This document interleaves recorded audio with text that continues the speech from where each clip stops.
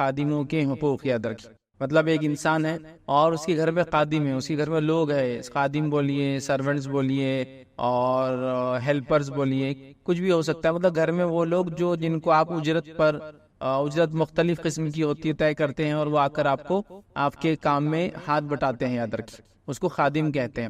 غلام یاد رکھیے مختلف چیز ہوتی تھی، اور آج کل غلام چونکہ ہوتے نہیں تھا اس کی تفصیل میں نہیں جائیں گے، لیکن خادم غلام کے مقابلے میں یاد رکھیے ایک اونچا درجہ ہوتا ہے. ٹھیک ہے، اس اعتبار سے کہ غلام تو خریدے اور بیچے جاتے تھے اور وہ زندگی بھر ساتھ رہتے تھے.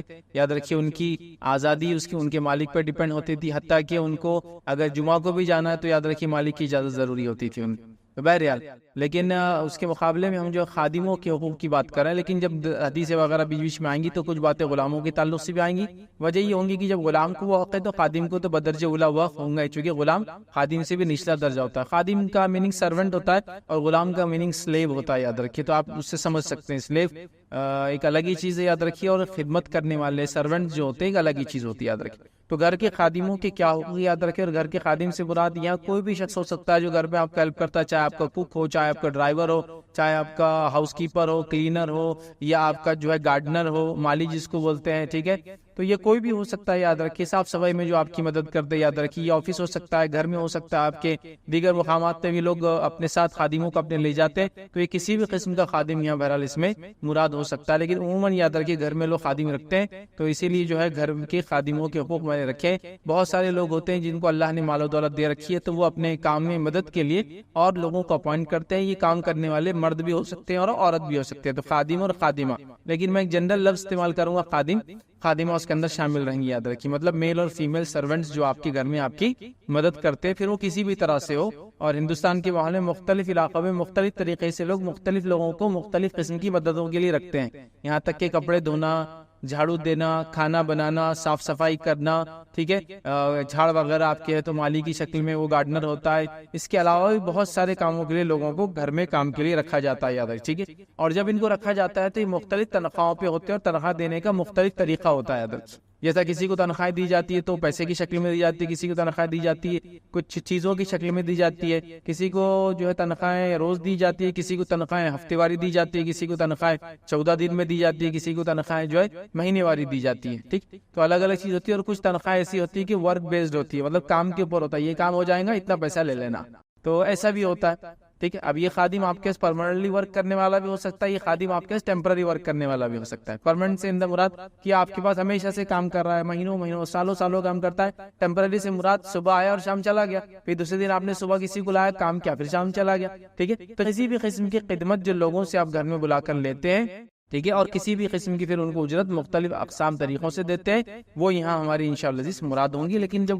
قرآن حدیث کے ٹیکسٹ یہاں آئیں گے تو کچھ بار غلاموں کا بھی تذکرہ ہوں گا، تو آپ اس سے سمجھ جائے جب غلام تو اس سے بھی نیچے ہوتے ہیں خادموں سے. اگر غلام بھی خدمت کرتے ہیں لیکن وہ مالک کی ماتحت ہوتے ہیں. یاد رکھیے اس اعتبار سے کہ ان کی آزادی اس پر ڈیپینڈ ہوتی ہے، تو اگر ان کو حقوق حاصل ہے تو اس کا مطلب اس کے اوپر والوں کو تو اور بھی زیادہ یقینی طور سے حاصل ہوں گے. یاد رکھیے اس بات کو ہم سمجھتے ہوئے آگے بڑھتے. یاد رکھیے اب بہرحال خادموں کی جو حقوق ہے، یاد رکھیے اس کے اندر جو بات سے ہم دیکھیں گے، یاد رکھیے کہ اللہ رب العزت نے دنیا کے اندر ایک سسٹم بنایا.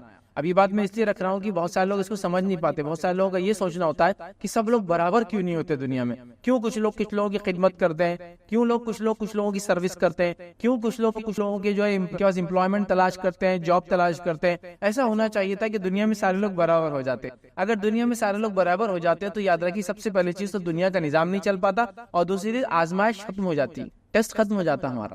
دیکھیے آئیے ایک مثال دیتا ہوں کہ اللہ رب العزت نے دنیا میں اونچ نیچ کیوں بنائی. اونچ نیچ سے مراد یہاں ذات پات نہیں ہے، اللہ کے نزدیک کون ہے، ان سے دور کون ہے، دنیا میں اونچا کون ہے نیچا وہ نہیں ہے. لیکن جو دنیا میں طبقے ہوتے ہیں، ہیرارکی ہوتی ہے، جس اعتبار سے لوگ کام کرتے ہیں. جیسے کمپنی ہے، اس کا ایک مالک ہے، اس کا ایک مینجمنٹ ہے، اس کا ایک جنرل مینیجر ہے، اس کے مینیجر سے، اس کے بعد سپروائزر سے، اس کے بعد ہے نا ایک سسٹم ہے نا. اور ہیرارکی کے اعتبار سے ذمہ داریاں الگ الگ ہوتی ہے اور تنخواہیں بھی الگ الگ ہوتی ہے. لیکن کوئی نہیں سب برابر ہونا چاہیے، یہ سسٹم ہی غلط دکھ رہا مجھے، ورکر کو جتنا ملنا چاہیے مینیجر کو بھی اتنا ملنا چاہیے. تو یہ سسٹم عقل میں نہیں آتا، یاد رکھیے، اور یہ درست بھی نہیں ہے. تو اللہ رب العزت اگر سب کو برابر کر دیتا تو ظاہر سے دنیا کا سسٹم نہیں چلتا.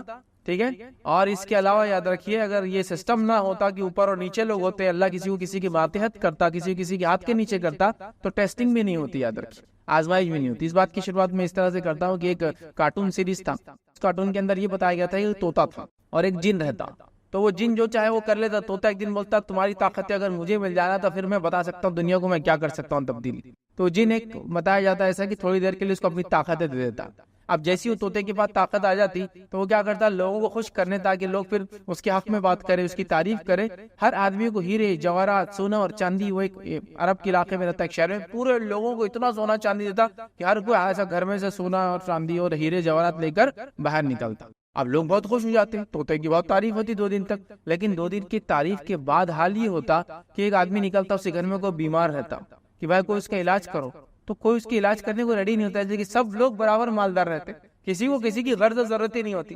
نتیجہ یہ ہوتا ہے کہ 2 4 5 دن میں پورا اکنامیکل سسٹم کولیپس ہوتا. کارٹون میں بتایا گیا پورا اکنامیکل سسٹم کولیپس ہو جاتا. ہر آدمی اس طوطے کو گالی دیتا کہ کام مل جائے راستے میں اس کی منڈی توڑ دیتا ہوں, اس کے ساتھ یہ کر دیتا ہوں. اس نے اتنا پیسہ پھیلا دیا کہ سب کو برباد کر دیا. اور ایسا ہوتا ہے, یاد رکھ, سب کو اگر برابر پیسہ مل جائے تو دنیا میں کوئی کسی کی سروس کیوں کرے گا, کوئی کسی کے پاس کام کیوں کرے گا, کوئی کسی کی ضرورت کیوں بنے گا, اور ساری مشکلات دنیا کے اندر پھیل جائیں گی. یاد رکھ. اس کا ایک اور واقعہ آتا ہے تاریخ کے اندر, یہ ایک واقعہ ہے, بہرحال اس کی کہاں تک اس کی آتھینٹسٹی نہیں پتا مجھے, لیکن مالی کا ایک بادشاہ تھا, اور مالی کا یہ بادشاہ شاید موسیٰ اس کا نام تھا اس بادشاہ کا. یہ دنیا کا سب سے مالدار انسان جو دنیا میں گزرا آج تک ان میں سے ایک ہے, یاد رکھ, یا ٹاپ موسٹ بولیے اس کو. گوگل کے رینکنگ میں بھی ٹاپ موسٹ آتا ہے, نام میں ایگزیکٹلی نہیں بتا پا رہا ہوں, لیکن موسیٰ کچھ تو بھی آگے پیچھے اور ہے.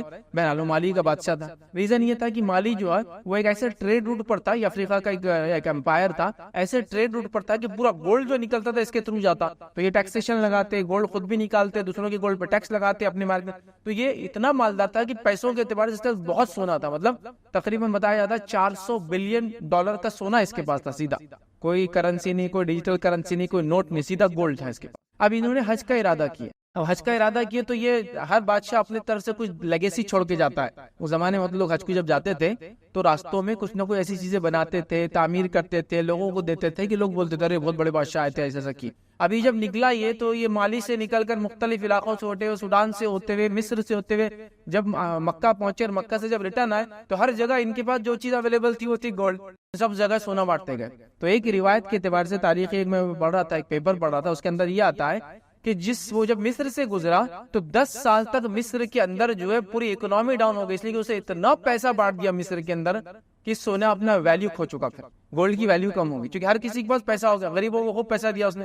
نتیجہ ہوگا کہ جو ایک سونے کے سکے میں چیز آتی تھی 10 میں بھی نہیں مل رہی. ریزن نہیں کہ ہر کسی کے پاس پیسہ, ہر کوئی لے سکتا ہر چیز. تو 10 سال تک مصر کے اندر بتایا جاتا ہے کہ کیا ہوگا, اکنامیکل ڈاؤن فال آ گیا تھا, سیدھا ریسیشن آ گیا تھا ایسا بولی. جبکہ ریسیشن پیسے کے ڈی ویلیو ہونے سے آتا ہے, بٹ یہاں ریئل گولڈ تھا لیکن ڈی ویلیو ہو گیا کیونکہ اس کی کوانٹٹی اتنی بڑھ گئی تھی. سونے کے برکس بانٹ دیا تھا اس نے لے کر. تو اللہ نے جو اونچ نیچ کا سسٹم رکھا ہے, یہ اونچ نیچ پہ کہہ رہا ہوں ذات پات کے اعتبار سے نہیں, اللہ کے نزدیک کون ہے دور اس معنی میں نہیں, ہیرارکی بولیے, اوپر اور نیچے کا جو سسٹم ہے کہ اوپر سے کوئی کمانڈ کرتا ہے, نیچے کچھ لوگ کام کرتے ہیں. دنیا اسی سے چلتی ہے, اور اس میں انسانوں کی آزمائش میں 2 چیزیں ہوتی ہیں. بہرحال چلیے اللہ کیا فرماتا ہے سورہ زخرف سورہ نمبر 43 آیت نمبر جو ہے 32 میں اللہ فرماتا ہے, کہتا ہے نحن قسمنا بینہم معیشتہم فی الحیات الدنیا. اللہ فرماتا ہے کہتا ہے کہ ہم نے ہی زندگی کے اندر دنیا میں روزی روٹی کو تقسیم کیا ہے, ٹھیک ہے, معیشت کو ہم نے تقسیم کیا. پھر اللہ فرماتا ہے اور بعض کو بعض پہ ہم نے فوقیت عطا فرمائی ہے. کچھ لوگ کچھ لوگوں سے اوپر ہوتے ہیں, اس کام کے اعتبار سے, سسٹم کے اعتبار سے, سمجھ رہا وہ ہوتے ہیں. لیتخذ بعضهم بعضا سخریا, اور اللہ فرماتا ہے تاکہ ایک دوسرے کے ہم لوگوں کو ماتحت کریں. تو ایک دوسرے کے لوگ ماتحت ہوتے ہیں, سمجھ رہا, اسی سسٹم چلتا ہے. دوسری جگہ اللہ رب العزت نے دیکھی کیا فرمایا, سورہ انعام سورہ نمبر 6 آیت نمبر 165 میں اللہ فرماتا ہے کہتا کہ اور وہ ایسا ہے جس نے تم کو زمین میں خلیفہ بنایا اور ایک دوسرے پر رتبے بڑھاتا گیا, تم لوگ ایک دوسرے پر رتبے بڑھاتا ہے. پھر اللہ نے فرمایا تاکہ تم کو آزمائے ان چیزوں میں جو تم کو دی گئی ہے. تو اللہ ہی ہے جس نے کیا کیا, تم کو زمین میں خلیفہ بنایا, پھر تم میں ایک دوسرے پر رتبے بنائے تاکہ تم میں بعض کو بعض پہ آزمائے. تو اسی لیے میں نے کہا نا, اگر دنیا کے اندر سسٹم نہ ہوتا کہ مالدار غریب کو اپوائنٹ کرتے, سسٹم نہ ہوتا اوپر سے نیچے کا, تو ایک چیز تو یہ ہوتی کہ دنیا کرپٹ ہو جاتی, سسٹم چل نہیں سکتا. سیکنڈ یہ ہوتا کہ آزمائش نہیں ہوتی. دونوں باتیں اللہ رب العزت نے قرآن میں بتا دیا تھا کہ تو اللہ ہی ہے جس نے یہ سسٹم بنایا کہ کچھ لوگ اوپر ہوتے ہیں, ان کے درجے بلند ہوتے ہیں, کچھ لوگ نیچے ہوتے ہیں. اللہ کے پاس مقام کے اعتبار سے نہیں, اجر کے اعتبار سے نہیں, لیکن دنیا کے اعتبار سے, اور وہ دوسروں سے کام لیتے ہیں, ماتحت ان کے ہوتے ہیں. تو ویسے اسی طرح ہمارے جو خادم ہوتے ہیں وہ بھی ہمارے ماتحت ہوتے ہیں, یاد رکھیے, اور وہ بھی ہمارے لیے آزمائش بن سکتے ہیں, یاد رکھیے, اگر ہم نے ان کے ساتھ اچھا سلوک نہ کیا تو. یاد رکھیے. چلیے آگے بڑھتے ہیں. اور آج جس ہم دنیا میں رہتے ہیں, اس دنیا کے اندر تو یہ بہت دیکھا جاتا ہے کہ ہر سسٹم کے اندر اس کے نیچے ایک پارٹ ہوتا ہے ہر آدمی کے نیچے خادم ہوتا ہے. کمپنیز لے لیجیے آپ، سسٹم ہی ہوتا ہے. گھر لے لیجیے، سسٹم ہی ہوتا ہے. ایک آدمی خود کہیں کام کرتا ہے لیکن بعد میں اس کے گھر پہ کوئی کام کرتا ہے. تو اسی لیے ہم کیا کر رہے ہیں، تھوڑا سا اس کے یونٹ کو چھوٹا کر کے گھر کے خادموں کے حقوق بول کر بات کو ختم کر دے رہے، تاکہ ایک دم چھوٹا یونٹ ہے. پھر گھر کے خادم ہی آگے جا کے پھر وہ ان کی ذمہ داریاں وہ سسٹم کے ہوتے ہیں اور باقی ہوتے ہیں. تو گھر کے خادموں کیا حقوق ہوں گے، چند باتیں رکھوں گا. تو آج جو پوائنٹس ہم کور کریں گے اس درس میں وہ ہوں گے. پہلا ہوگا اسلام سے پہلے خادموں کا کیا حال تھا. دوسرا ہم دیکھیں گے ہمارے معاشرے میں خادموں کا کیا حال ہے. تیسرا انشاءاللہ ہم دیکھیں گے گھر کے خادم کی کیا حد ہوں گی. چوتھا ہم دیکھیں گے یاد رکھیے اسلام میں خادموں کے حقوق کیا ہے. اور پانچواں ہم دیکھیں گے نبی اکرم صلی اللہ علیہ وسلم کا خادموں سے سلوک کیا تھا. اور یہاں خادم کے اندر ہم غلام کو بھی انکلوڈ کر دیں گے. تو میں اس کو بائفرکیٹ نہیں کروں گا.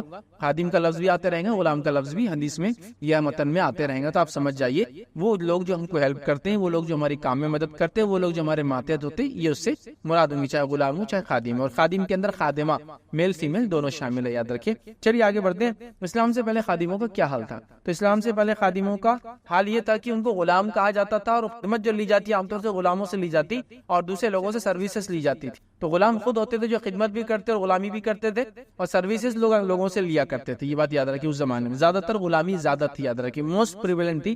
آج کے زمانے میں غلامی الحمدللہ میں سمجھتا ہوں 1% بھی دنیا میں باقی نہیں ہے، اور تقریباً لوگ آزاد ہیں اور سروسز دیتے ہیں ایک دوسرے کو. ٹھیک ہے. تو بہرحال تو اسلام سے پہلے خادم غلام بہت برا حال تھا.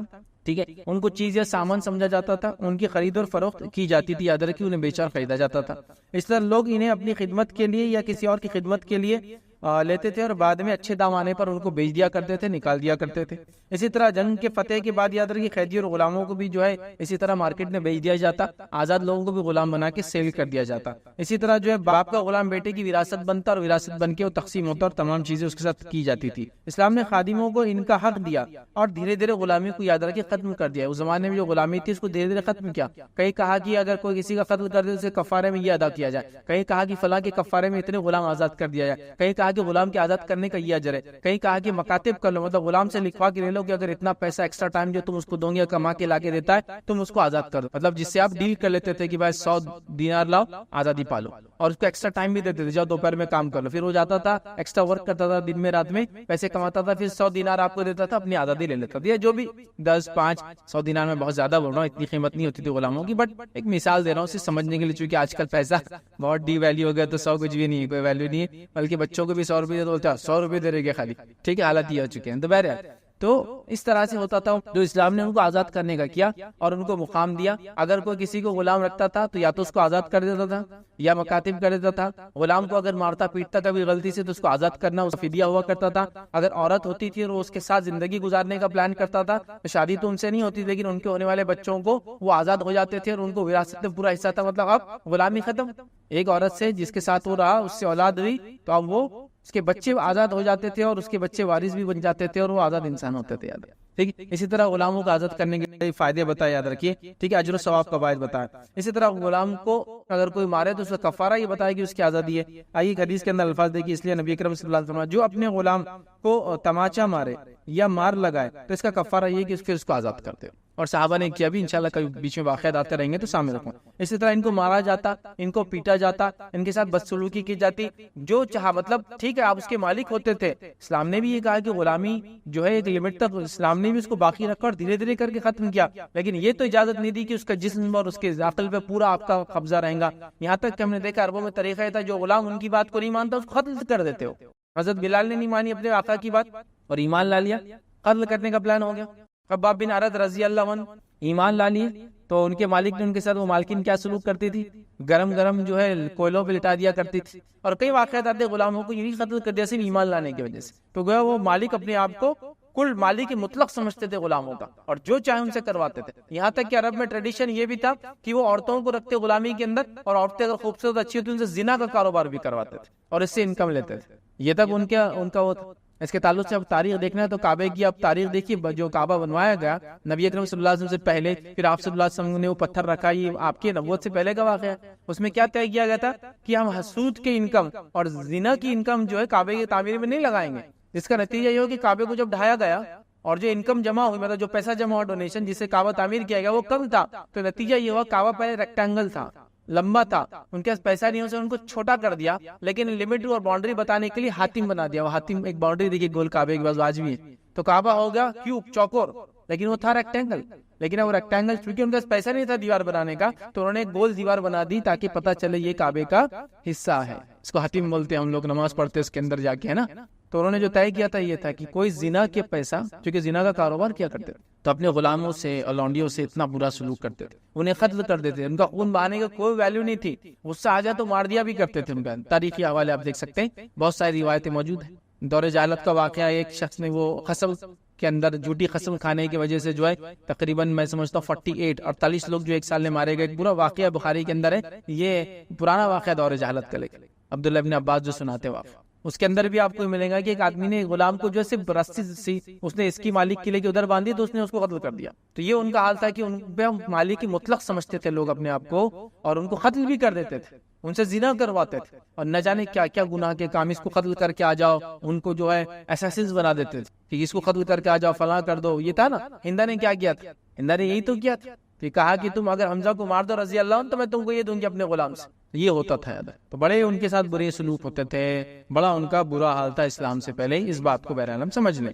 ٹھیک ہے. آئیے دوسرا ہمارا آج نقطہ تھا, یاد رکھیے, وہ تھا ہمارے معاشرے میں خادموں کے ساتھ کیا سلوک ہوتا ہے. یاد رکھیے تو اسلام سے پہلے تو یہ تھا. آج ہمارے معاشرے میں خادموں سے کیا سلوک ہو رہا ہے. گھر میں کام کرنے والوں سے, وہ ڈرائیور ہو سکتا ہے, کوک ہو سکتا ہے, گارڈنر مالی ہو سکتا ہے, آپ کا واشنگ جو کپڑے دھونے آتا وہ ہوم کیپر ہو سکتا ہے, ہاؤس کیپنگ والا آدمی ہو سکتا ہے, ہاؤس ہیلپنگ والا آدمی ہو سکتا ہے جو مدد کرتے ہیں, جھاڑو سویپر ہو سکتا ہے جھاڑو جو دیتا ہے, کوئی بھی ہو سکتا ہے. کہ آج ہمارا معاملہ یہ یاد رکھیے, ہم بہت برا سلوک ان سے کرتے ہیں, اور یہ برا سلوک کرنے کے بعد جو تھوڑی بہت اچھائیاں کرتے ہیں اس کو احسان کے طور پہ جتا کے بولتے دیکھ وہ تو ایسا کر رہے, ہم یہاں تک کر رہے ہیں. اور کچھ جگہ تو جو خاندانی سلسلہ چلا آ رہا ہے لوگوں کا کہ لوگوں کے پاس کام کرتے تو وہ تو اتنا ذلیل کرتے, اتنا دباتے, تیرا دادا بھی میرا غلام تھا, میں کام کرتا تھا, تیرا باپ بھی میرے پاس تھا, تو بھی میرے پاس ہے, تیرے دادا میں ہی برائی تھی, تیرے میں یہ سائیکولوجیکلی, فزیکلی, ایموشنلی, فائنینشلی ہر طریقے سے ان کو توڑنے کی پوری کوشش کی جاتی ہے. ہمارے ملک میں بھی حال دیکھا جاتا ہے, اور ہمارے اطراف میں جو ممالک بستے ہیں ان کے اندر بھی بہت زور و شور میں حال دیکھا جاتا ہے. اور جو لوگ اپنے آپ کو مسلمان کہتے ہیں ان کو تو اللہ سے ڈرنا چاہیے کہ اپنے غلاموں کے ساتھ,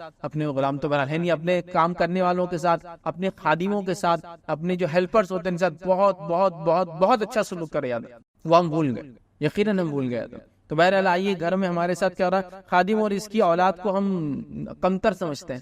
نتیجہ ہوتا ہے کہ خادم کام کرنے گھر میں آتا ہے, اس کے بچے جو معصوم ننھے منھے ان کو آپ بولتے باہر سیڑھی پہ بیٹھ دو کے اندر, تم لوگ اندر نہیں آنا. وہ بیچارے باہر بیٹھے رہتے ہیں, اس کی ماں گھر میں کام کرتی ہے آپ کے جا کے. چھوٹا بچہ ہے, دیکھو ہم چھوٹے بچے کو لانا پسند نہیں کرتے, لانا لیکن تمہارے چھوٹے بچے نے رونا نہیں. کیسا ہو سکتا ہے, کیسے ہو سکتا ہے, سمجھے آپ بات. چھوٹے بچے پہ کوئی کنٹرول ہے, اس کو سمجھا سکتا کوئی؟ تو اتنا ظلم ہے ہمارے پاس جسی کو انتر. تو خادموں کو اور اس کی اولاد کو کمتر سمجھا جاتا ہے. دوسرا ہم دیکھتے ہیں ان سے پردہ نہیں کیا جاتا اور ان کو پردہ کرنے نہیں دیا جاتا. یا تو ان سے پردہ نہیں کرتی مرد خادم ہے, گھر میں آ رہا جا رہا پردے کا نہیں, یا عورت خادمہ ہے, گھر کے مرد بول رہے, دوسری عورتیں بول رہی تم پردہ نہیں کر رہے, چونکہ ہم پردہ نہیں کرتے, تم بڑے پردے والے پیدا ہو گئے, آ رہے بڑا دین اور دھرم ہم کو بتا رہے, تو ان سے پردہ نہیں کرتے, ان کو پردہ نہیں کرنے دیتے. اسی طرح ان سے جو ہے زبان جو استعمال کرتے بری استعمال کرتے. جی بیٹا میں آ رہا ہوں, اپنے بیٹے کو بولتے ہیں چلو کام کر, وہ خادم کے بچے کو بولتے ہیں. تو ان سے بازارو زبان استعمال کرتے ہیں, گالی گلوچ بھی ان سے کرتے ہیں, ٹھیک ہے. اسی طرح ہم دیکھتے ہیں آج جو ہے گھر والے جو اپنے پورا غصہ گھر کا, آفس کا, آپس کا کس میں نکالتے, خادم. بیوی نے کچھ تو بول دی شوہر کو, اب خادم آگے کچھ پوچھنے, چل بھاگ تیری تو ایسی کی تیسی فلاں یہ وہ, پورا غصہ کس میں نکالے. بیچارہ وارتنگ بن گیا, پورے کرنٹ لیکیجز اس کے اندر جائیں گے. خادموں کو بیچاروں کے ساتھ یہ سلوک کیا جاتا ہے. اسی طرح ہم دیکھتے ہیں ان کی طاقت سے زیادہ ان سے کام لیا جاتا ہے, انہیں کم اجرت دی جاتی ہے, یاد رکھیے, یا دی بھی جاتی ہے تو لیٹ دی جاتی ہے. یا تو کام ہیوی کروایا جاتا ہے, یا تو کام کروایا جاتا ہے, اجرت صحیح نہیں دی جاتی ہے, یا اجرت تو بولے جاتا ہے ٹھیک ہے 100 روپے 100 دیں گے, لیکن وقت پہ نہیں دیا جاتا. پتا چلا اجرت تھی 100 روپے, 4 دن بعد آپ نے دی, کیا فائدہ ہوا اس کا 4 دن بعد, بتائیے, ٹھیک ہے. یہ سلوک کیا ہے. اسی طرح ہم دیکھتے ہیں قضاء حاجت کے لیے اپنے بیت الخلاء تک ان کو استعمال نہیں کرنے دیے جاتے ہیں, کہ بھائی گھر میں آنا کام کرنا لیکن ہمارا ٹوائلٹ استعمال نہیں کرنا. لیکن کوشچن یہ کہ وہ ٹوائلٹ صاف کون کرتا, وہی کرتا, لیکن وہ یوز نہیں کر سکتا. اگر ٹوائلٹ کو یوز کر لے کام کرنے والا تو گھر کا دوسرا نمبر جا کے پورا جا کے سروے کر کے آتا. بچوں کو بولتے جاؤ دیکھو اس نے اندر جا کے کیا کر کے آ جاؤ, پھر وہ جا کے چیک کر کے آتا, یہاں دھبا لگا ہوا ہے, یہاں پانی اڑا ہوا ہے, یہاں یہ کرا ہوا ہے, کیوں بلا کے. اب بتائیے اب قضاء حاجت, چلیے بھوک کے بارے میں تو میں بھی سمجھتا ہوں کنٹرول کیا جا سکتا ہے, کیونکہ بھوک میں کچھ ان پٹ کی ضرورت ہوتی ہے. لیکن جب قضاء حاجت کا معاملہ ہوتا ہے, پیشاب اور پیخانے کا معاملہ ہوتا ہے, یہ انسانی کنٹرول پہ نہیں ہوتا. اگر آ جائے تو آپ بچوں کو دیکھیے, پیشاب پیخانہ آ گیا, آپ اس کو روکیے, بولے نہیں روک سکتا ہو, پھر کیا ہوتا ہے, ایٹ دا اینڈ نکل جاتا ہے. تو بھوک میں ان پٹ ہے, وہاں روک سکتا آدمی اپنے آپ, لیکن جب قضاء حاجت کا معاملہ آتا ہے آدمی روکتی. اور شریعت نے تو یہاں تک کہہ دیا کہ اگر کسی کو قضاء حاجت کی پیشاب پخانے کی ضرورت پہلے ہو اور نماز کا وقت ہوگا تو پہلے وہ قضاء حاجت کو پیشاب پخانہ کر لے، اس لیے کہ اس کو روکنے سے جسمانی نقصان بھی ہوتا ہے، ذہنی نقصان بھی ہوتا ہے. معلوم ہے اگر کوئی انسان پیشاب روک لے تو اس کی مزاج میں چڑچڑا پن آ جاتا ہے. پیشاب زیادہ اگر رکی کسی کو اس کی بیماری ہو تو آپ دیکھیں گے وہ ابھی صرف گالی والی لینگویج استعمال کرتا ہے، حالانکہ وہ بہت شریف انسان ہوگا. چونکہ پیشاب کے زیادہ ہونے سے کیا ہوتا ہے، کریٹنین لیول ہائی ہو جاتا ہے، جس کے نتیجے میں مائنڈ جو ہے ابیوسو ہو جاتا ہے، گالی والا. اسی لیے جن کو بھی پیشاب رکنے کا مسئلہ ہوتا ہے وہ لوگوں کو آپ دیکھیے گالیاں زیادہ نکل جاتی ہے، حالانکہ وہ بہت شریف اور اچھے انسان ہوتے ہیں، بٹ لینگویج ابیوسو ہو جاتی ہے پیشاب کے روکنے کی وجہ سے. پھر اس کے بار بار روکنے کی وجہ سے بلیڈر تنتا ہے اور اس سے بہت سارے پرابلمس ہوتے ہیں. معلوم ہے آپ کو کڈنی پہ پریشر ہوتا ہے، جو کڈنی سے چھن کے پھر بلیڈر میں پیشاب آتا ہے، جب وہ بھر جاتا ہے تو کڈنی پہ پریشر آتا ہے، سوجن آ جاتی ہے، تو ہم روک نہیں سکتے. تو خادموں کو یہاں تک دیکھا گیا پیشاب اور پیخانے کی بیچاروں کی اجازت نہیں ہے، گھر میں آتے کام یہاں کرتے پیشاب پیخانے کو مسجد میں جاؤ بولتے ہیں. کیا سلوک ہے یہ؟ مگر ہم تو یہ ہونا چاہیے کہ اگر ہم کو کوئی راستے پہ انسان دکھ جائے جس کو حاجت پیشاب پیخانے کی ضرورت ہے تو ہم اپنا گھر آفر کر دیں اس کو ٹوائلٹ کیا آئیے یہاں کر لیجیے. ایسا ہوتا نہیں لیکن کبھی ہو جاتا ہے اچانک. تو آپ یہ کرنا چاہیے آ جائیے کوئی مسئلہ نہیں استعمال کر لیں. وہ چھوڑ کر ہم ایک آدمی ہمارے پاس کام کر رہا ہے وہی اس کو صاف بھی کرتا ہے. یہ سلوک بہرحال بہت کامنلی میں نے دیکھا گیا. اسی طرح ان سے کام کروانا جو کسی بھی غیر محرم کے لیے جائز نہیں ہے. یاد رکھیے ان سے ایسے کام کرانا جو غیر محرم کے لیے جائز نہیں، یہ بھی کامن ہے. وہ کہ کام والا ہے چلاؤ مالکین کے پیر دباؤ، حالانکہ کام والا اگر میل ہے تو مالکین کے پیر نہیں دبا سکتا. یاد رکھیے چونکہ وہ فیمیل ہے. یہ الگ بات ہے بہت چھوٹی بچی ہے یا بہت بوڑھی عورت ہے جس کو خدمت کی ضرورت ہے اور آپ مجبور ہے کوئی اور نہیں ہے تو میل اور فیمیل نرس اگر اس شکل میں آ کے خدمت کر رہے تو ایک الگ بات ہے، لیکن یہ بھی کروایا جاتا ہے. اسی طرح ان سے چھیڑخانی کی جاتی ہے. یہ بھی دیکھا گیا کہ اگر وہ کام والا ہے کام والی اپنے بچوں کو لا رہے تو ہمارے بچے ان سے چھیڑ رہے ہیں. ایک تو جنرل چھیڑنا ہوتا ہے جس کو کیا بولتے ہیں بولنگ بولتے ہیں، تنگ کرنا بچے آپس میں کر رہے ہیں. لیکن اس سے ہٹ کر جو ہے ایک جو ہے چھیڑ چھاڑ جس کو کہتے ہیں عام اردو زبان میں بالکل آپ سمجھتے ہیں ایک عام لفظ ہے وہ ان کے ساتھ کیا جاتا ہے. یہاں تک کہ دیکھا گیا جنسی استحصال ان کے ساتھ کیا جاتا ہے، ان کے باڈی کا مس یوز کیا جاتا ہے، سیکشل ابیوز کیا جاتا ہے. اسی کے ساتھ دیکھا جاتا ہے ان کو بے وجہ مارا جاتا ہے، لوگ ان پر ہاتھ بھی اٹھاتے ہیں. یاد رکھیے ہاتھ اٹھانے کی مختلف شکلیں بہرحال آپ دیکھ لیجئے، کئی کرائم رپورٹس آپ کو مل جائیں گی جس کے اندر اتنا مارا گیا کہ ان کے جسم پہ ول آ گئے. یاد رکھیے یہ بالکل بھی ان کا حق نہیں کہ ان کے ساتھ یہ سلوک کیا جائے. اور یہ بالکل بھی آپ کا رائٹ نہیں کہ آپ ان کو اپنا غلام سمجھ لیں. یاد رکھیے جو آپ کے خادم ہوتے ہیں. اسی طرح دیکھا جاتا ہے غلطی پہ مار پیٹ کی جاتی ہے ان سے. اسی طرح خود کھانا کھایا جاتا ہے اور حالانکہ ان کے بھی اب کھانے کا ٹائم ہے ان کو کھانا نہیں دیا جاتا ہے. اگر دیا جاتا ہے تو پرانا دیا جاتا ہے، اگر دیا جاتا ہے تو کل کا پرانا باسی دیا جاتا ہے نا. اگر دیا جاتا ہے تو پھر الگ پلیٹ میں الگ جگہ بٹھا کر ایک دم کونے میں گندی جگہ پہ خراب جگہ پہ گھر کے دروازے میں راستے میں جہاں سے لوگ آ رہے جا رہے وہاں بٹھا کے کھلایا پلایا جاتا ہے. تو آپ بیٹھے ہیں ٹیبل پر اور چیئر پر، اس کو بیچارے کو زمین پہ آپ نے بٹھا دی، اس کا کھانا نیچے رکھا ہوا ہے، اس کی پلیٹیں ناقص قسم کی ہیں، اس کو جسے پانی دیا جا رہا وہ گلاس وہ ہے جس کو آپ بلیوں کو یا جانوروں کو پانی کے لیے اٹھا کے رکھتے چل وہ اٹھا لے پی لے. میں نے تو یہاں تک لوگوں کو دیکھا کہ گھر کا پانی اگر پینا ہوتا ہے خود کو تو گلاس سے پیتے، اور اگر کوئی باہر والا مانگ لے نوکر مانگ لے تو اس کو حمام کا جو لوٹا آتا ہے جس سے آپ شاور مطلب جس سے نہانے دھونے بولتے ہیں اس میں پانی دو، حالانکہ اس کا یہ حق نہیں ہے، حالانکہ اس پہ یہ ظلم کہلائے گا سیدھے، اس لیے کہ انہائیجینک ہے وہ، اس کو نقصان ہو سکتا ہے. شریعت اس کے خلاف ہے. شریعت تو کہتی ہے جو کھاؤ اس کو کھلاؤ، جو پہنو اس کو پہنو. غلاموں کے ساتھ تو یہی سلوک کہا گیا، اور غلام ایک اور کیٹیگری نیچے ہوتا خادم سے. یاد رکھیے اس کے ساتھ یہ حکم دیا گیا. ٹھیک ہے تو یہ بڑی اہم چیز ہے، یاد رکھیے اس کو سمجھنے کی کوشش کیجیے. اور اتنا ظلم لوگ کرتے ہیں غلاموں پر میں نے دیکھا، خاص طور سے اپنی ریپوٹیشن بتانے، بڑاپن بتانے. بچوں نے آپ کے کپڑے لے لیے، وہ بیچارے کے بچے ساتھ میں آئے اس کو کپڑے دیے اور آپ وہیں اس کو شو کریں گے ہمارے بچوں نے کپڑے. کیا ظلم ہے یہ، کیا ظلم ہے. اسی طرح ہوٹلوں میں کئی لوگ کام والوں کو لے جاتے ہیں اور کھانا نہیں کھلاتے، باہر بٹھا دیتے اور وہ خود کھانا کھاتے ہیں. کیا ظلم ہے یار، کیا ظلم ہے، بالکل غلط. ڈرائیور کے ساتھ آپ جا رہے ہیں کہیں، آپ کچھ کھا رہے ہیں، آپ کو ڈرائیور کو بھی کھلانا چاہیے. آپ کتنی بری بات ہے کہ آپ کھائے اور اس کو نہ کھلائیں، حالانکہ وہ تو زیادہ مستحق ہے اس چیز کے کھانے کا جو آپ لوگ کھا رہے ہیں. تو آپ کو تو اللہ نے پیسہ دیا، اس کو تو پاس وہ بھی نہیں ہے. سمجھ رہا؟ میرے گھر میں بکری تھی، اس کو کتے نے کاٹ لیا، غریبوں میں بانٹ دو اس کو صبح کر کے. آلریڈی وہ بیچارے بیماریوں سے پریشان ہیں اور آپ ایک کتے نے کاٹے ہوئے جو خود نہیں کھا رہے بکری ان کو کھلانا چاہتے ہیں. یہ کامن دیکھا جاتا ہے. جو کھانا سڑ گیا پھپھوند آ گئی کام والوں کو دے دو، لیکن ان کو بولو بھائی یہ خراب ہے، نہیں وہ بیچارے نہیں، ان کو چل جاتا. ان کا کیا ہے، بہت مضبوط لوگ رہتے ہو، کچھ بھی کھاتے ہیں تو نہ یہ کر، وہ جانور نہیں ہے پھر بھی انسان ہی ہے. تو یہ بہت کامن دیکھا. ہوٹلوں میں لے جاتے ہیں، باہر بٹھا دیتے، لے کے بچ جاؤں کار میں بیٹھنے دو ان کو سیدھا.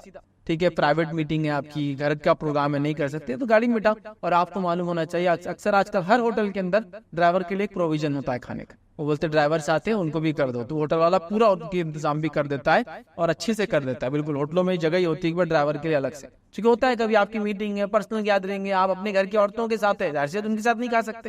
کر دیں، یا پھر ان کو اندر ہی رہے جیسے رہے کہیں آپ باہر بیٹھے. لیکن اگر وہ کھانے کا ٹائم ہے تو پھر آپ یہ کریں کہ آپ باہر یہ پیسے لے لیں، آپ کھانا کھا کے آ جائیں، جب تک میں بھی کھانا کھا کے آ جاتا. وہ اپنا کھا لیں گے جہاں جانا کھا کے کھانا چاہے، آپ اپنا کھا کے آ جائیں. لیکن ظلم مت کیجیے کہ آپ کا تو کھانا برابر 8 بجے ہو رہا ہے کہ وہ بھی 2 بجے سے آپ کے ساتھ ہی گھوم رہا ہے، دوپہر کے کھانے کے بعد سے اب اس کا بھی ٹائم ہو چکا ہے، اب وہ 12 بجے اپنے گھر پہنچیں گا. کھلا دو یار، کیا جا رہا سوچ کی ضرورت ہے. تو بہرحال مختلف قسم کے ظلم جسمانی اور ذہنی کیا. اسی طرح اگر ہم بیرون ملک لوگوں کو بھی اس میں ڈالیں، ان کے ساتھ کیا سلوک ہو رہا ہے جو لوگ سروس دے رہے ہیں. اب بیرون ملک میں بھی کچھ پوائنٹ وہی جو اس میں ہے، لیکن میں الگ سے اس لیے رکھ رہا ہوں کہ جو لوگ یہاں سے کام کرنے کہیں جاتے ہیں، گلف چلے گئے اور بہت سارے دیگر ممالک چلے گئے، تو وہاں دیکھا جا رہا ہے خادموں کے ساتھ بہت برا سلوک. اسلام بالکل اس کو پسند نہیں کرتا. آئیے بیرون ملک خادموں کے ساتھ کیا کیا سلوک ہو رہا ہے. سب سے پہلے تو خادموں کو کیا کرتے ہیں، آزاد ویزا پہ بلاتے ہیں اور ان کو کیا کرتے ہیں، اپنے پاس بلا کے کسی اور کے ماتحت کر دیتے، بیچنے جیسے ہی کر دیتے. جیسا کہ بولا گیا بھائی آپ آ جائیے کام کرنے، ہاؤس کیپنگ ورک ہے، ایک بڑا گھر ہے ہمارا، صاف صفائی کے لیے آئیے. اب وہ بیچارہ آ گیا ہاؤس کیپنگ ورک کے لیے، آپ نے اس کو لیا، ایک کسی کو پکڑا جو پتہ نہیں ریگستان میں کہاں، جنگل کے اندر، جنگل تو نہیں بولیں گے، ریگستان میں جنگل نہیں ہوتے عام طور سے، بہرحال کونے میں بکریاں پالنے کا ہے، اس کو آ کے بولتے چلو اس کو لے جاؤ اور بکریوں پہ جاؤ. حالانکہ آپ نے بولا تھا اس کو ہاؤس کیپنگ کا کام، لے جا کے ڈال دیا ریگستان میں بکریاں پالنے کی. بہت مشکل ہوتی ہے اس آدمی. یہ دیکھا جاتا کامنلی ہو رہا ہے. اسی طرح خادموں کے ساتھ جو بیرون ملک سلوک ہو رہے ہیں، یاد رکھیے ان کے اندر ہو رہا ہے. ان سے کئی گھنٹوں تک کام لیا جاتا ہے اور سکون سے سونے تک نہیں لیا جاتا. مطلب بولا کہ 8 گھنٹے کا کام ہے، لیا جا رہا ہے 16 گھنٹے. بولا کہ 8 گھنٹے کا کام ہے، لیا جا رہا ہے کام صرف سونے کا ٹائم دیا جا رہا، صرف کام کرنا ہے پورا. یہ نہیں ہوتا ہے. اسی طرح ان کو جو ہے سونے نہیں دیا جاتا. اسی طرح جو ہے مناسب کھانا نہیں دیا جاتا ہے، مناسب رہنے کی جگہ نہیں دی جاتی. اور یہ کہا جاتا ہے بات زندہ ہے نا کافی ہے تمہارے لیے، جگہ تک نہیں دی جاتی. یاد رکھیے. اور ایسی جگہ رکھا جاتا ہے جو انسانوں کے رہنے لائق نہیں ہوتی. ایک روم کے اندر 10-10 لوگ کیسے رہیں گے بتاؤ. سردی اور گرمی کا ایسا خطرناک حال ہوتا ہے کچھ علاقوں میں، کچھ ممالک میں، کہ آپ جی نہیں سکتے بغیر اے سی کے. لے جا کے رکھ دیا پنکھے کے اندر، احسان جتا رہے. کچھ علاقوں میں سانپ بچھو کیڑے کاٹے اتنے کامن ہوتے ہیں، لے جا کے وہاں جاب پہ لگا دیا. نہیں، اس آدمی کو بولنا چاہیے، ہاں اس کا خوش ہو، اس کو خوشی تو کوئی مسئلہ نہیں بھائی. یہاں اس ملک میں تو جو ہے بیکاری کی زندگی گزارا، چلو وہاں جا کے رہتے آرام سے، کوئی مسئلہ نہیں. لیکن آپ نے بولا کچھ، لے جایا کچھ، کام کیا کچھ، ہی ہوتا ہے. اسی طرح ان سے پورا کام لیا جاتا ہے، تنخواہ نہیں دی جاتی ہے. پورا کام لیا جاتا ہے، تنخواہ کو روک لیا جاتا ہے تاکہ چھوڑ کر جاؤ نہ چلا جا، بھاگ کے نہ چلے جاؤ. پوری تنخواہ دیں گے تو ریٹرن ٹکٹ لے سکتا ہے. اسی طرح ان کے ویزے کو، ان کے پاسپورٹس کو اٹھا کے رکھ لینا تاکہ وہ بھاگے نہ. بھاگے تو فوراً پولیس کمپلین کر دینا کہ یہ ایسا بھاگ گیا ہمارا آدمی نکل کے. بہت ظلم ہے، یاد رکھیے. اللہ تعالیٰ ہی جانتا ہے اس کا کیا عذاب ملے گا. روایتوں میں تو یہاں تک آتا ہے کہ غلام کو ایک صحابی نے مارا تو آپ صلی اللہ علیہ وسلم نے کہا کہ تو نے ظلم کیا. انہوں نے کہا میں نے اس کو آزاد کیا. تو آپ نے فرمایا تو اگر اس کو آزاد نہ کرتا تو جہنم میں جاتا صرف مارنے پر. تو آپ تو سالہ سال ان پہ ظلم کر رہے ہیں، بلا سالہ سال. ڈرائیور بول کے بلا لیا، بکریاں چرانے پہ لگا دی. کیا ہے یہ؟ سالہ سال ظلم کر رہے. اسی طرح دیکھیں سائیکولوجیکل ابیوز، گالی دینا، برا بھلا کہنا، یہ کہنا کہ تم نچلی قوم سے ہو، یہ کہنا کہ تم تو ہر ٹکڑوں پہ پلتے ہو، اس سے آدمی سائیکولوجیکل ڈپریسڈ ہے. اسی طرح ہم دیکھتے ہیں بیرون ملک میں یہ بھی ظلم ہم دیکھا لوگوں پہ ہوتا ہے. جسمانی اذیت، فزیکل ابیوز کیا جاتا ہے. فزیکل ابیوز میں اس کو مارا جاتا ہے، کام پورا نہ کرے بس سزائیں دی جاتی ہے، کھانا نہ دیا جاتا ہے، ٹھیک ہے. اسی طرح پیٹا جاتا ہے. اسی طرح دھوپ کے اندر جو ہے فلاں اتنے گھنٹے کھڑا، سزائیں دی جاتی ہے، چھت پہ سونا پڑے گا آج تم نے یہ کام برابر نہیں کیا تو. اسی طرح جو سیکشل ابیوز ان کا کیا جاتا ہے، جنسی استحصال ان کا کیا جاتا ہے، مردوں کا بھی اور عورتوں کا بھی دیکھا گیا. کئی کیسز رپورٹ سے انٹرنیشنل آپ جو لیبر آرگنائزیشن ہے اس کی رپورٹ سے آپ پڑھ سکتے ہیں اس معاملے میں. تو بہرحال سب یہ ظلم کیا جاتا ہے. قیدیوں کے جیسا ان کو جو ہے رکھا جاتا ہے کہ نکلو باہر تو خالی جا بھی جاؤ، پیشاب پیخانہ کر کے اندر بند، چلو کام کرتے رہو.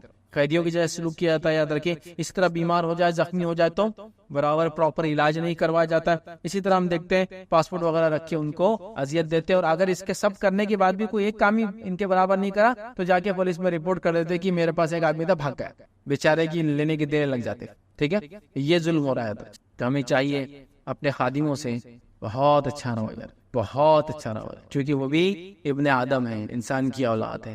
ہمارا دین تو ہمیں کہہ رہا ہے جانوروں کے ساتھ اچھا سلوک. آپ صلی اللہ علیہ وسلم دیکھا ہے کسی نے اپنے گدھے کے منہ پر سیل لگا دی. سیل سمجھتے ہیں جانوروں کے جس منہ پر پرماننٹ مارک لگا دیتے ہیں آنکھ کے ذریعے تاکہ وہ پہچانے جائے کس کے ہیں. منہ پہ لگائی تو آپ نے بددعا دی، آپ نے لعنت کے شخص پر جس نے اس گدھے کی جو منہ پر ہی کیا. ایک روایت مانا کسی نے جانور کو مارا تو آپ نے کہا اس کے منہ پہ مت مارو، جانور وہ چہرے کے اوپر مارتے نا، جانور کو بہت برا لگتا ہے. یاد رکھ، جو لوگ گھوڑے پالتے ہیں ان کو پتا ہے کہ جانور کس طرح سے محسوس کرتا ہے، اس کے مالک اس کے بارے میں کیا فیلنگ رکھتا ہے. آپ اس کو اگر پیٹھ پر اگر تھپتھپائیں گے تو وہ خوش ہوں گے. اترنے کے بعد اگر اسی گردن کو آپ یوں سہلائیں گے تو اس کو لگے گا اس کو آپ شاباشی دے رہے. لیکن آپ تھوڑا سا یوں کر کے اس کے منہ پہ یوں کیجئے، اتنا ناراض ہو جائیں گا، منہ نیچے کر لیں گا، پریشان ہو جائیں گا. یا پھر روز ایسا سلوک کریں گے تو بغاوت میں دیکھیے لات ماریں گا آپ کو. کتے اور بلیوں کو اگر آپ ٹریننگ دیں تو ان کی ٹریننگ میں شامل ہوتا ہے چہرے پہ مارنا، تاکہ انہیں پتا چلے کہ یہ کام خراب ہے. تو ان کو چہرے پہ مارا تھا خراب کام پہ، اور اچھے کام پہ گردن کے نیچے سہلایا جاتا ہے. یہ جانوروں کی ٹریننگ دیتے ہیں، آپ ان سے پوچھ سکتے ہیں.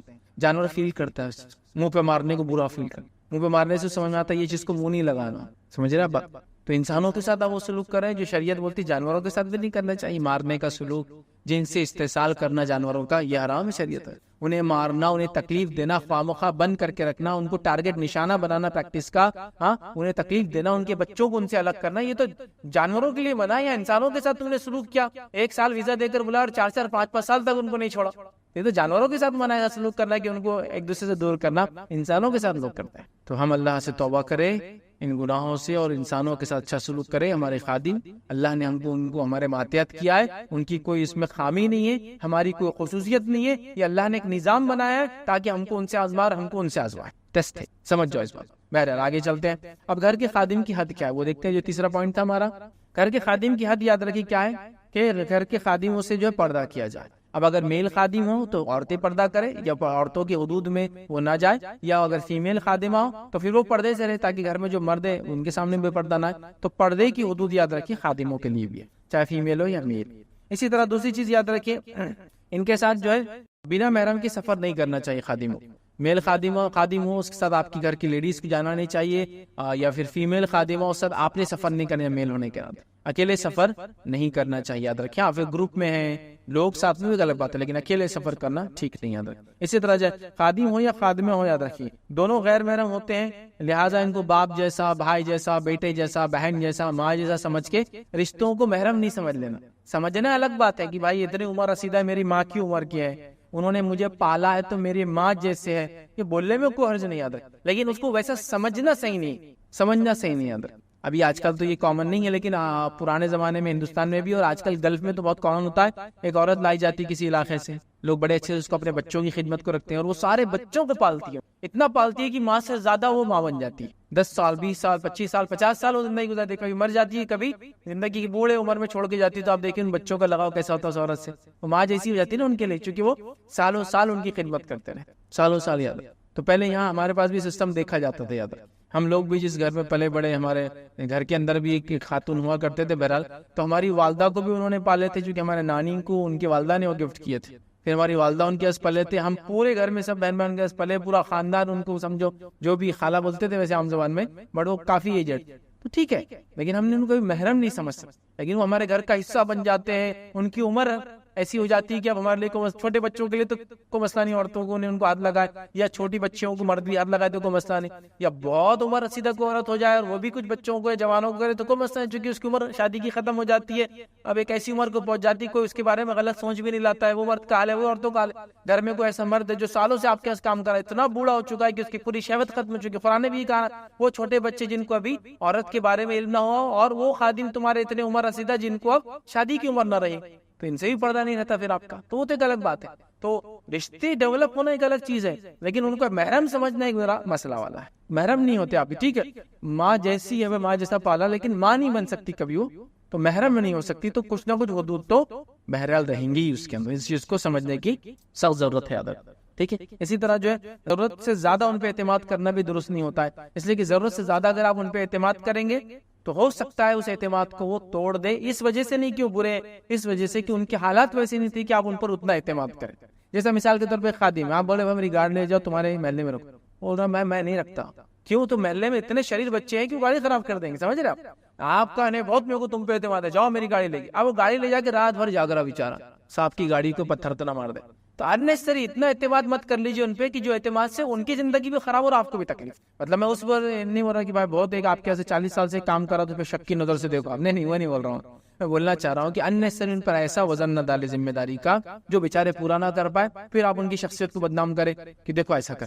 میں خادم ہے، وہ بول رہا میرے کو بھائی 10,000 سے زیادہ پیسے نہیں دینا، میرے کو ڈر ہی لگتا پیسے سنبھالنے کا. تیرے پہ بہت بھروسہ ہے بیٹا، میرے کو جا 1 لاکھ روپے لے کے جا. وہ بیچارہ 1 لاکھ جیب میں رکھتے اس کو پسینے چھوڑ کے زندگی میں 1 لاکھ روپے کا بھی دیکھا نہیں، اور اس سے غلطی ہوگی. پھر آپ بڑے یار کیا فائدہ، 20 سال ساتھ رہ کے غلطی کر دیا. آپ نے اور اس کو کر دیا. اور وہ برڈن کر دیا ذمہ داری سے، زیادہ ہی کچھ اعتماد ہو، وہ میں اس سینس سے بول رہا ہوں، شک کے معاملے میں نہیں، اتنا اعتماد ان پر نہ، اتنی ذمہ داریاں نہ ڈال دے اعتماد والی کہ پھر وہ بیچارے نبھا نہ پائے، اور نبھا نہ پانے سے آپ کا اعتماد ٹوٹ۔ تو اس چیز کا خاص خیال رکھیں، اور ظاہر سی بات ہے آپ کے پرانے خادم ہوں گے تو آپ کو خود ان پہ اعتماد ڈیولپ ہو جاتا ہے ان دا کورس آف ٹائم۔ چلیے آگے بڑھتے ہیں۔ چوتھی چیز یاد رکھیں، خادموں کی کیا حقوق ہوتا ہے اسلام میں، بہت مختصر، کمپلیٹلی نہیں لیکن شارٹ میں رکھ رہا ہوں آپ کے سامنے۔ پہلی چیز یاد رکھیں، اجرت طے کرنے سے پہلے ان سے کام نہیں لینا چاہیے۔ یہ بہت کامن ہے ہمارے پاس، پہلے کام طے ہو جاتا ہے، بعد میں بیچارہ شام میں آتا ہے، چل 50 روپے لے چل بھاگ، بولتا رہے صاحب 50 تو ہوتے نہیں، چل پہلے بات کرنا تھا تو نے، پہلے بات ہم نے کرنا چاہیے خادموں سے، نہ کہ اس نے پہلے بولا، وہ تو مجبور تھا کام کے لیے۔ پہلا ان کا حق یہ ہے کہ اجرت طے بغیر ان سے کام نہ کیا جائے۔ آئیے میں واقعہ سناتا ہوں۔ ابو سعید خدری رضی اللہ عنہ فرماتے، مستد احمد کی روایت ہے، نبی اکرم صلی اللہ علیہ وسلم نے فرمایا، مزدوری کا تعین کرنے سے پہلے، مزدوری کو فکس کرنے سے پہلے آپ نے فرمایا، مزدور کو کام پر لگانے سے آپ نے منع کیا، مزدور کی مزدوری طے کرنے سے پہلے اس کو کام پہ لگانے سے آپ نے منع کیا۔ ہمارے پاس کیا ہوتا، چل آ جائیے کام کر لے، اب وہ بیچارہ کام کا مارا رہتا، مطلب کام کی ضرورت، بھوک کا مارا، پیاس کا مارا، بیماری کا مارا، حالات کا مارا، سب بیچارہ وہ رہتا، وہ تو آ جاتا۔ اب شام ہو کے وہ ایکسپیکٹ کر رہا ہے کہ کامنلی لوگ 100 روپیز دیتے اس کام کے، اب مجھے، اب جان پہچان ہے تو چلو جان پہچان میں کوئی ڈسکاؤنٹ کرے تو 80 تو دیں گے، اب جبکہ میری سوچ تو یہ ہے کہ جان پہچان والا اگر کام والا ہے تو ڈسکاؤنٹ کرنے کے بدلے آپ نے اس کو بڑھ کے دینا۔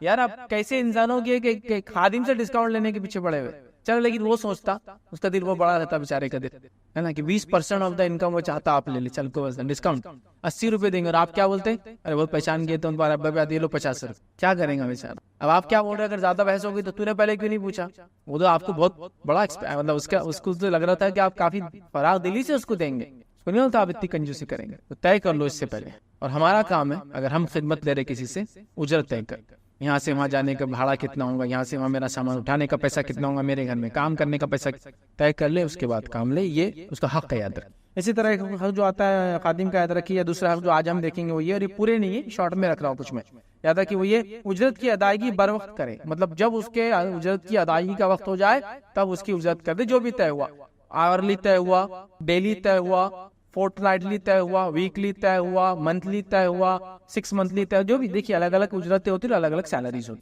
تو جو بھی طے ہوا، جنرلی ہمارے پاس آج جو سسٹم چلتا ہے وہ یا تو ڈیلی کا ہے، یا تو ایک ویکلی کا بھی مشہور ہوتا ہے کمپنیز وغیرہ میں، اور ایک منتھلی ہوتا ہے۔ منتھلی تو ایک دم کامن ہے، مطلب جو چل رہا ہے، اور آج منتھلی سے اپڈیٹ ہو کر ایک نیا سسٹم ہے، وہ ہے 28 ڈیز والا، 28 دن، مطلب سولار کیلنڈر سے نکال کے لوگ دھیرے دھیرے لولار کیلنڈر کی طرف آنا شروع ہو گئے۔ 28 ڈیز دیکھیے، اب گوگل، یوٹیوب وغیرہ سب 28 دن کو کاؤنٹ کرتے ہیں، آپ کے ریچارجز بھی سب 14 دن اور 28 دن کے ہو گئے، سب سولار سسٹم سے ہو گئے، مطلب لونار کر دیا انہوں نے، چاند 28 دن کے اندر چھپ جاتا ہے، تو 28 دن والا، اس سے فائدہ کیا ہوتا ہے، 28 دن میں ایگزیکٹلی 4 ویکس ہوتے ہیں، جبکہ 30، 31، کبھی 29، سمجھے آپ، کبھی 28 بھی آتی ہے فروری کی، تو اس میں بڑا مشکل ہوتا ہے، تو 28 ڈیز کا انہوں نے سسٹم ہے، یہ بھی ایک پریویلنٹ جس کو بولیں گے آج کل چل رہا ہے، بٹ بہرحال جو بھی ہے، الگ الگ سسٹمز ہوتے ہیں، ان سسٹموں کے حساب سے لوگ چلتے ہیں، اور 28 ڈیز والا سسٹم جو ویکلی ہوتا ہے، مطلب اس میں 12 مہینے کی سیلری نہیں ہوتی، وہ بڑھ جاتا جیسے ختم ہوتے رہتا سال، یاد رکھ۔ بہرحال چلیے آگے بڑھتے ہیں۔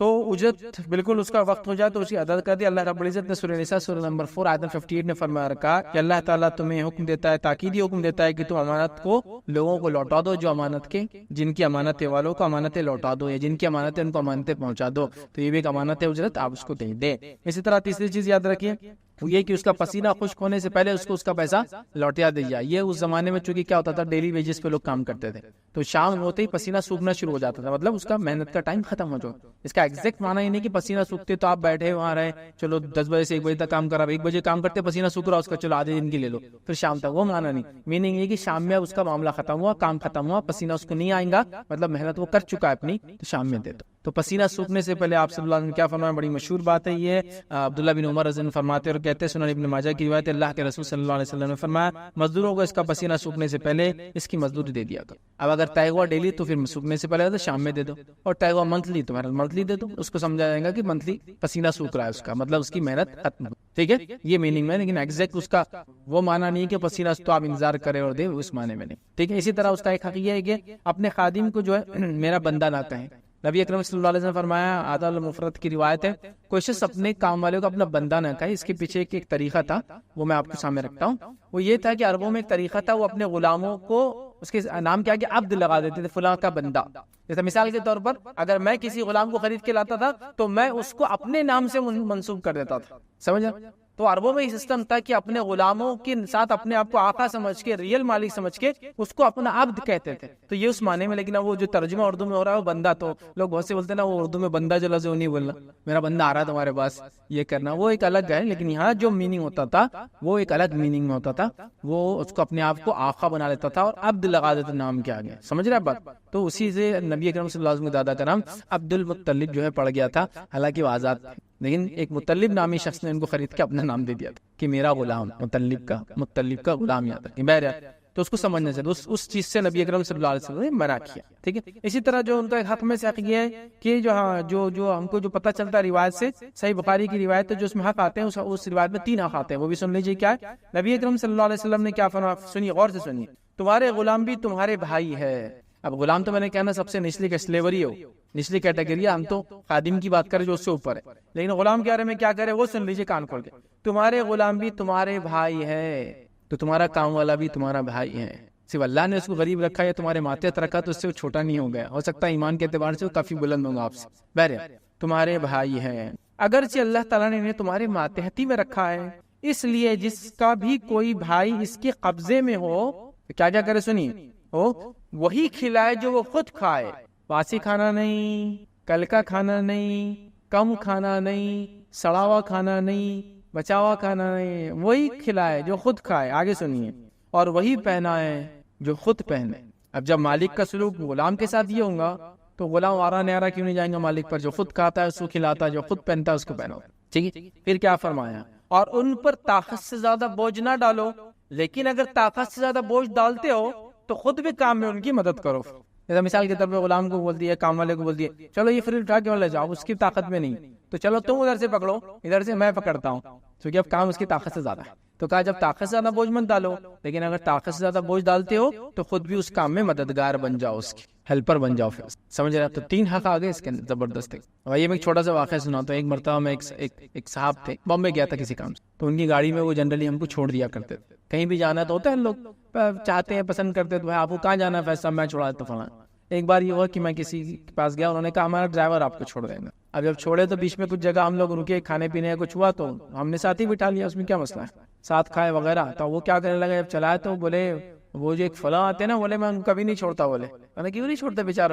بولے اتنے ذلیل آدمی ہے، بولے بڑے دین کی بات کرتے. بولے ایک بار میرے کو لے کے چلے گئے، بولے اور خود کھا رہے، بولے میرے سامنے، میرے سے منگا کے، اور میرے کو نہیں دیے. بولے وہ بیچارے نوٹ کیا، حالانکہ وہ بھی ان کے ساتھ سفر میں تھا، وہ بھی تکلیف میں تھا، وہ بھی ساری مشقتیں برداشت کر رہا تھا. اب اس نے ان کو چھوڑنے کا ہوتا ہے، گھر میں کا پروگرام ہے تو آپ بولے ان کو چھوڑو، ان کو چھوڑو. چھوڑنے گئے، ساتھ لے گئے، اسی سے منگا رہے، شورمے لاؤ، یہ لاؤ، فلاں لاؤ، ناریل پانی لاؤ، اور میرے کو نہیں دیے. اور میں بھی ان کے ساتھ دن بھر سے اسی جگہ تھا کام. تو بولے میرے دل میں نفرت آ گئی اس دینی شخصیت کے لیے، اس نے میرے ساتھ اپنا کھانا شیئر نہیں کیا. ہاں ٹھیک ہے، ایک الگ بات ہے کہ آپ کے پاس بھی کھانے کو اتنا تو شیئر کروں، اس بات آتا، لیکن ظاہر سی بات ہے مالک ہے تو مالک کے پاس تو پیسہ نوکر سے زیادہ ہی رہیں گا نا. یا آپ کے خادم ہیں، آپ جو اردو میں نوکر بولو، خدمت گزار بولو، سرونٹ بولو، کیا کیا لفظ ہے سب بول سکتے ہیں. ہاں تو نوکروں کے ساتھ یہ سلوک، خادموں کے ساتھ یہ سلوک ٹھیک ہے. ٹھیک ہے. تو بہرحال آپ کو ہم کو سمجھنے کی ضرورت، جو کھاؤ وہ کھلاؤ، جو پہنو پہناؤ، وہ ان سے بوجھ نہ ڈالو، اور اگر بوجھ ڈالو کوئی چیز کا تو خود بھی اس کا حصہ بن جائے. بہرحال چلیے آگے بڑھتے ہیں. خادموں کے حق میں سے حق یہ جو اسلام دیتا ہے، خادم کو ساتھ کھانا کھلائے. خالی کھانا کھلاؤ نہیں، ساتھ کھانا کھلاؤ. سنیے حدیث کے الفاظ کیا ہے. سلسلہ الحدیث صحیح کی روایت ہے، ابو ہریرہ رضی اللہ عنہ فرماتے ہیں نبی اکرم صلی اللہ علیہ وسلم فرمایا جب کسی کا خادم اس کے کھانا لے کر آئے تو اس کو بھی اپنے ساتھ بٹھا لے. پھر فرمایا تاکہ وہ بھی کھانا کھا سکے. اگر وہ مطلب خادم ایسا نہ چاہے تو اسے کھانا دے دے تاکہ وہ الگ کھا لے. خادم کو شرم آ رہی تو میں نے کہا تھا آپ کھا لیجیے، تو پھر اس کو اتنا دے دے نکال کے کہ وہ الگ سے کھا لے. دیکھ کتنی زبردست بات آ رہی.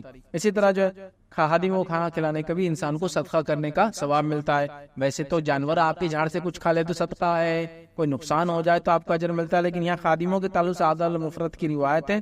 نبی اکرم صلی اللہ علیہ وسلم نے فرمایا جو تو کھا وہ صدقہ ہے، جو تو نے کھایا وہ صدقہ ہے، جو تو اپنے اولاد کو کھلائے وہ صدقہ ہے، جو تو اپنی بیوی اور اپنے خادم کو کھلائے وہ بھی صدقہ ہے. تو آپ کو صدقے کا ثواب ملتا ہے. یہ بڑی بات ہے اندر. اسی طرح جو ہے خادم کو دن میں کتنی بار معاف کرنا چاہیے، اس کے تعلق سے سب سے خطائیں ہوتی، غلطی ہوتی.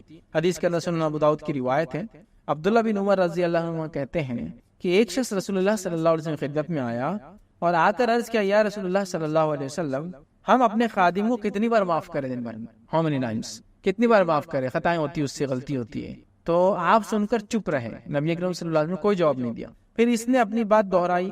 آپ پھر خاموش رہے، پھر جواب نہیں دیا۔ اس نے پھر تیسری بار اپنی بات دہرائی۔ تیسری بار جب اس نے اپنی بات کہی تب نبی اکرم صلی اللہ علیہ وسلم نے فرمایا ہر دن میں 70 بار معاف کر۔ ویسے عربی زبان میں 70 جو ہے یہ کثرت کے لیے، زیادتی کے لیے، پریسائسلی بھی نہیں، مطلب بہت بار۔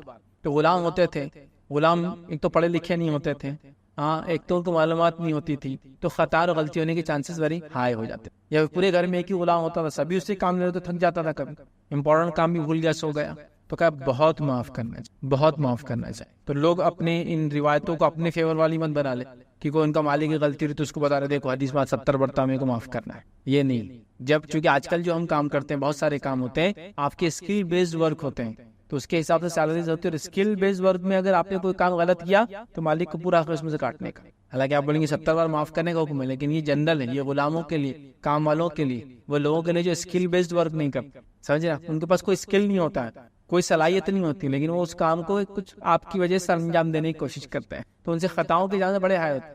جیسا جاؤ سپر مارکیٹ میں جاؤ اور یہ لاؤ، اب بیچارے کپڑے اس لائق نہیں کہ سپر مارکیٹ میں جاتا، جاتا شرماتے شرماتے کہیں سے تو بھی سپر مارکیٹ کے بدلے کہیں اور سے لا لیتا، آپ چڑھ جاتے آج کا کلایا تو نے معاف کر دینا چاہیے۔ اس کے حالات ہی نہیں ہوتے بیچارے کہ وہاں جائے، شرم آتی اس کو، اتنے لوگ مالدار آتے وہ لیتے، پھر سمجھ رہے نا آپ، تو بہت ساری چیزیں ہوتی پیچھے یاد، تو کہا بہت بار 70 بار۔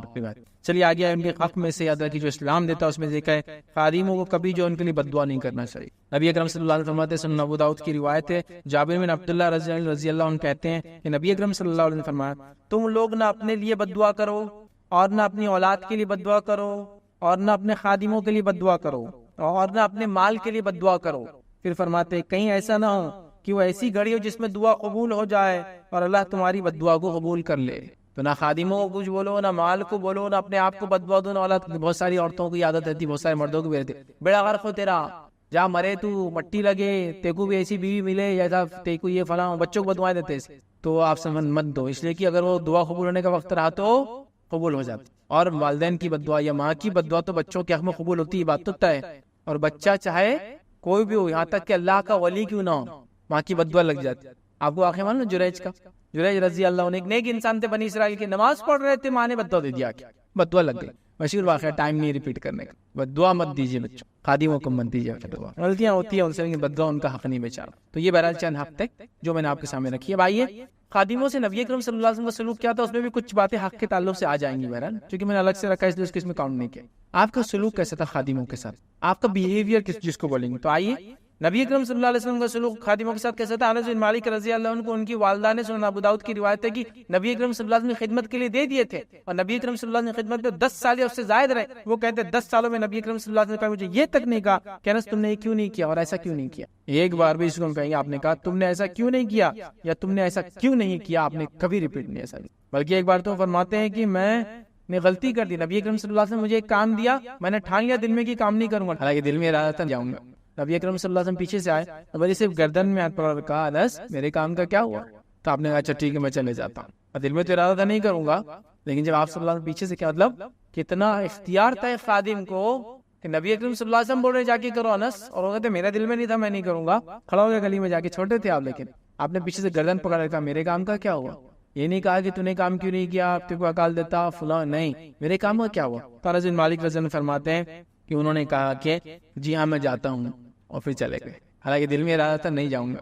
تو یہ سلوک تھا نبی اکرم صلی اللہ علیہ وسلم کا اپنے خادم سے، اور انس بن مالک رضی اللہ عنہ نے نبی اکرم صلی اللہ علیہ وسلم بہت خدمت کی، اور کئی صحابہ تھے۔ عبداللہ ابن مسعود رضی اللہ عنہ کے بارے میں آتا ہے جب نبی اکرم صلی اللہ علیہ وسلم مدینے آئے تو صحابہ کہتے ہیں جو انصار تھے وہ کہتے ہیں کہ ہم عبداللہ بن مسعود کو اللہ کے رسول صلی اللہ علیہ وسلم اتنا دیکھا تو ہم لوگوں کو ایسا لگتا تھا یہ اہل بیت سے ہے، مطلب نبی اکرم صلی اللہ علیہ وسلم کی یا تو کوئی رشتہ دار ہے یا تو کوئی قریب رشتہ صالح ہے یا کوئی بھائی ہے رشتے کے، اہل بیت سے مطلب فیملی ممبر ہے، ایسا لگتا ہے۔ بعد میں پتہ چلا آپ کوئی فیملی ممبر نہیں، آپ خدمت کرتے تھے اللہ کے رسول صلی اللہ علیہ وسلم، سمجھ رہے بات؟ تو آپ نے کبھی کسی خدمت گزار کو، کبھی کسی کام کرنے والے کو، کبھی کسی نوکر کو آنگوانے والی، کبھی کسی غلام کو مارا نہیں، ستایا نہیں، تکلیف نہیں دی، گالی نہیں دی، برے الفاظ نہیں کہے جو زمانے میں کیے جاتے تھے۔ اتنا اچھا آپ کا سلوک تھا. اور ہم تو آپ صلی اللہ علیہ وسلم ماننے والے, تو ہم بھی اپنے خادموں کے ساتھ, نوکروں کے ساتھ اچھا سلوک کرے. وہ نوکر ڈرائیور ہو سکتا ہے, مالی ہو سکتا ہے, آپ کا خانسامہ کک ہو سکتا ہے, آپ کچھ بھی کر سکتا ہے, آپ کے گھر میں کوئی کام ہاؤس کیپنگ کر سکتا ہے, صاف صفائی کو آتا ہے, آپ کے ٹوائلٹ ہی صاف کرتا ہوں گا, ٹھیک ہے, لیکن وہ انسان ہے, اس کے پورے حق کا یاد رکھیں. آئیے آگے اسی طرح آپ صلی اللہ علیہ وسلم کا سلوک کیا تھا. نبی اکرم صلی اللہ علیہ وسلم نے کبھی غلام کو نہیں مارا. میں عائشہ فرماتی, صحیح مسلم کی روایت ہے, نبی اکرم صلی اللہ علیہ وسلم نے کبھی کسی کو اپنے ہاتھ سے نہیں مارا, نہ عورت کو مارا, نہ کبھی خادم. البتہ جہاد چھوڑ کر, جنگ چھوڑ کر آپ نے کبھی نہیں مارا کسی عورت کو, کسی غلام, کبھی نہیں مارا, بلکہ آپ کا عورتوں کے ساتھ, غلاموں کے ساتھ بڑا نرم سلوک تھا, ٹھیک. اسی طرح ہم دیکھتے ہیں نبی اکرم صلی اللہ علیہ وسلم کے تعلق جو آتا ہے, روز قیامت نبی اکرم صلی اللہ علیہ وسلم کیا ہونے والے, مولانا کو مدعی بننے والے ہیں خادم اور غلاموں کے. مدعی سمجھتے, دعویٰ کرنے والا. جیسا مثال کے طور پر آپ بولیں گے میں ایک جگہ گیا کورٹ میں, تو کسی نے مدعی, ایک دعویٰ کرنے والا آ گیا میری زمین کے اوپر, اس کو بولتے ہیں مدعی, جو دعویٰ کر دیتا ہے. کسی میری گاڑی پہ کسی نے دعویٰ کر دیا تو وہ مدعی ہو گیا, سمجھ رہا. تو نبی اکرم صلی اللہ علیہ وسلم خادم اور غلاموں کے مدعی بننے والے ہیں, ان کے طرف سے دعویٰ کرنے والے ہیں. کیا دعویٰ کرنے والے ہیں, آپ وہ سن لیجیے پہلے. یہ روایت صحیح بخاری کی, ابو ہریرہ رضی اللہ عنہ فرماتے ہیں, کہتے ہیں نبی اکرم صلی اللہ علیہ وسلم نے فرمایا, اللہ تعالیٰ کا ارشاد ہے کہ 3 طرح کے لوگ ایسے ہوں گے جن کا قیامت کے دن میں مدعی بنوں گا, میں ان کے طرف سے دعویٰ کروں گا, میں ان کے طرف سے کیس لڑوں گا, میں ان کے طرف سے کھڑا ہو جاؤں گا. اس معنی میں ہو کہ 3 لوگوں کے تعلق سے نبی اکرم صلی اللہ علیہ وسلم روز قیامت کھڑے ہو جانے والے, اور ان کے تعلق سے دوسرے سے پوچھ ہونے والی ہے. اب کتنا خطرناک اور ڈینجرس فیز ہے. نبی اکرم صلی اللہ علیہ وسلم کے وسیلے سے جانے کی ہم مستحق ہے, آپ کے شفاعت کبریٰ کے ذریعے ہم جانے کے دعوے بھر رہے ہیں, اور یہاں اگر وہی کھڑے ہو جائے دائی مدعی بن کے کہ یہ لوگ ان کے خلاف میں دعویٰ کر رہا ہوں کہ انہوں نے ان 3 لوگوں کے ساتھ یہ سلوک کیا. کون 3 لوگ ہیں سنی, مدعی بنوں گا, ایک وہ شخص جس نے میرے نام پر عہد کیا اور وہ توڑ دیا, عہد کیا اور توڑ دیا کہ نبی اکرم صلی اللہ علیہ وسلم کی محبت کی وجہ سے میں یہ کر رہا ہوں, اور بعد میں جھوٹا وعدہ تھا, جھوٹا عہد تھا, توڑ دیا, تو اللہ کے رسول مدعی بنیں گے اللہ کے پاس کہ اس نے ایسا کیا, کیوں کیا. دوسرا فرمائیں, جس نے کسی آزاد انسان کو بیچ کر اس کی قیمت کھا لی, نبی اکرم صلی اللہ علیہ وسلم اس شخص نے جس نے بیچ کر کھائی اس کے خلاف دعویٰ ٹھوکنے والے, مطلب مدعی بنیں گے, اس کے خلاف بات کریں گے, اس کے خلاف وہ کریں گے اللہ کے سامنے کہ اس نے غلط کام کیا. تیسرا آپ نے فرمایا, اور وہ شخص جس نے کوئی مزدور اجرت پر رکھا, اس سے پوری طرح کام لیا لیکن اس کی مزدوری نہیں دی, میں اس کے لیے مدعی بن جاؤں گا روز قیامت کی اللہ اس کو اس کی مزدوری کا بدلہ دیا جائے. نبی اکرم صلی اللہ علیہ وسلم جس مزدور سے مزدوری طے ہوئی اور اس کے بعد کام لیا گیا لیکن اس کے پیسے چکائے نہیں گئے, نبی اکرم صلی اللہ علیہ وسلم اللہ کے پاس مدعی بنیں گے اس آدمی کی, مطلب دعویٰ کریں گے اس آدمی کی طرف سے اور اس کو حق دلائیں گے. اب بتائیے کیا حال ہوگا ہم لوگوں کا. پھر خود رسول اللہ صلی اللہ علیہ وسلم کھڑے ہوں گے, اللہ کے سامنے مدعی بنیں گے, اس نے اس کا حق نہیں دیا, اور دلوائیں گے اس کو. کیا فرمایا, غلام بھی نہیں, اجرت طے ہوئی مزدور سے مزدوری, نوکر ہے نوکری کر رہا ہے, خادم ہے خدمت کر رہا ہے, اور آپ نے یہ کیا, گئے پھر نبی اکرم صلی اللہ علیہ وسلم مدعی بن جائے. اسی طرح جو ہے غلام کو مارنے سے آپ صلی اللہ علیہ وسلم نے روکا ہے. ایک واقعہ یوں آتا ہے کہ ابو مسعود انصاری رضی اللہ عنہ جو صحیح مسلم کی روایت ہے, وہ اپنے غلام کو مار رہے تھے, ٹھیک ہے, اتنے میں نبی اکرم صلی اللہ علیہ وسلم پیچھے سے آ گئے اور آپ نے آواز دی, ابو مسعود اس بات کو جان لے, بے شک اللہ تعالیٰ تجھ پر اس سے زیادہ قدرت رکھتا ہے. غلام نے غلطی کی, تم مار رہے ہو, تو اللہ تو زیادہ قدرت رکھتا ہے, تم کتنے غلطیاں دن میں کرتے ہو, زیادہ قدرت رکھتا ہے کہ تم کو سزا دے, ٹھیک ہے. تو آپ نے فرمایا قدرت رکھتا ہے اس سے جتنی تو اس غلام پر رکھتا ہے, اللہ تجھ پہ اس سے زیادہ قدرت رکھتا ہے کتنی, جتنی تو اس غلام پر رکھتا ہے. میں نے مڑ کر دیکھا تو نبی اکرم صلی اللہ علیہ وسلم تھے. میں نے کہا یا رسول اللہ صلی اللہ علیہ وسلم, میں نے اس کو آزاد کر دیا. مارا غلام کو, میں نے کہا نا غلام کو مارنے کا کفارہ صحیح مسلم کی روایت میں آزاد کرنا ہے, میں نے اس کو آزاد کر دیا. نبی اکرم صلی اللہ علیہ وسلم نے فرمایا, غور سے سنیے, اگر تو ایسا نہ کرتا تو جہنم کی آگ تجھے جلا دیتی یا تجھ سے لگ جاتی. اچھا کیا, ورنہ جہنم کی آگ تو اس کو چھپک جاتی ہے, تو اس سے لگ جاتا ہے, تو اس کو جلا دیتے. آزاد کرنا ضروری تھا تیرے لیے, مارنے سے منع کیا تھا. کہ ہم غلام کو مارنے سے منع, ہم نوکروں کو مار رہے ہیں, خدمت گزاروں کو مار رہے ہیں, گھر میں کام کرنے والے پہ ہاتھ اٹھاتے ہیں. یاد رکھیے آخرت میں بہت خطرناک دردناک عذاب ہے. اللہ نے خدمت کو کچھ لوگ دیا آپ کو, شکر ادا کیجئے, دعائیں کیجئے ان کے لیے کہ آپ کے لیے سروس کرتے ہیں, تنخواہ دے رہے تو احسان نہیں کر رہے آپ ان کو, دعائیں کیجئے کہ اس کے باوجود بھی اتنے کام کرتے ہیں آپ کے لیے جو عام طور سے لوگ نہیں کرتے, وہ چھوڑ کر ہم ان کو مارتے ہیں, ان کے خلاف پلاننگ کرتے, چالے چلتے, کل ان کی تو کیسا مزہ لیتا, کل کیسی گالیاں دیتا, کل کیسا ڈانٹتا ہوں, کام برابر نہیں کیے تھے, ہاں پھر سب کے سامنے ذلیل کرنا, یہ ایسا کیوں ویسا کیوں, اچھی بات نہیں ہے.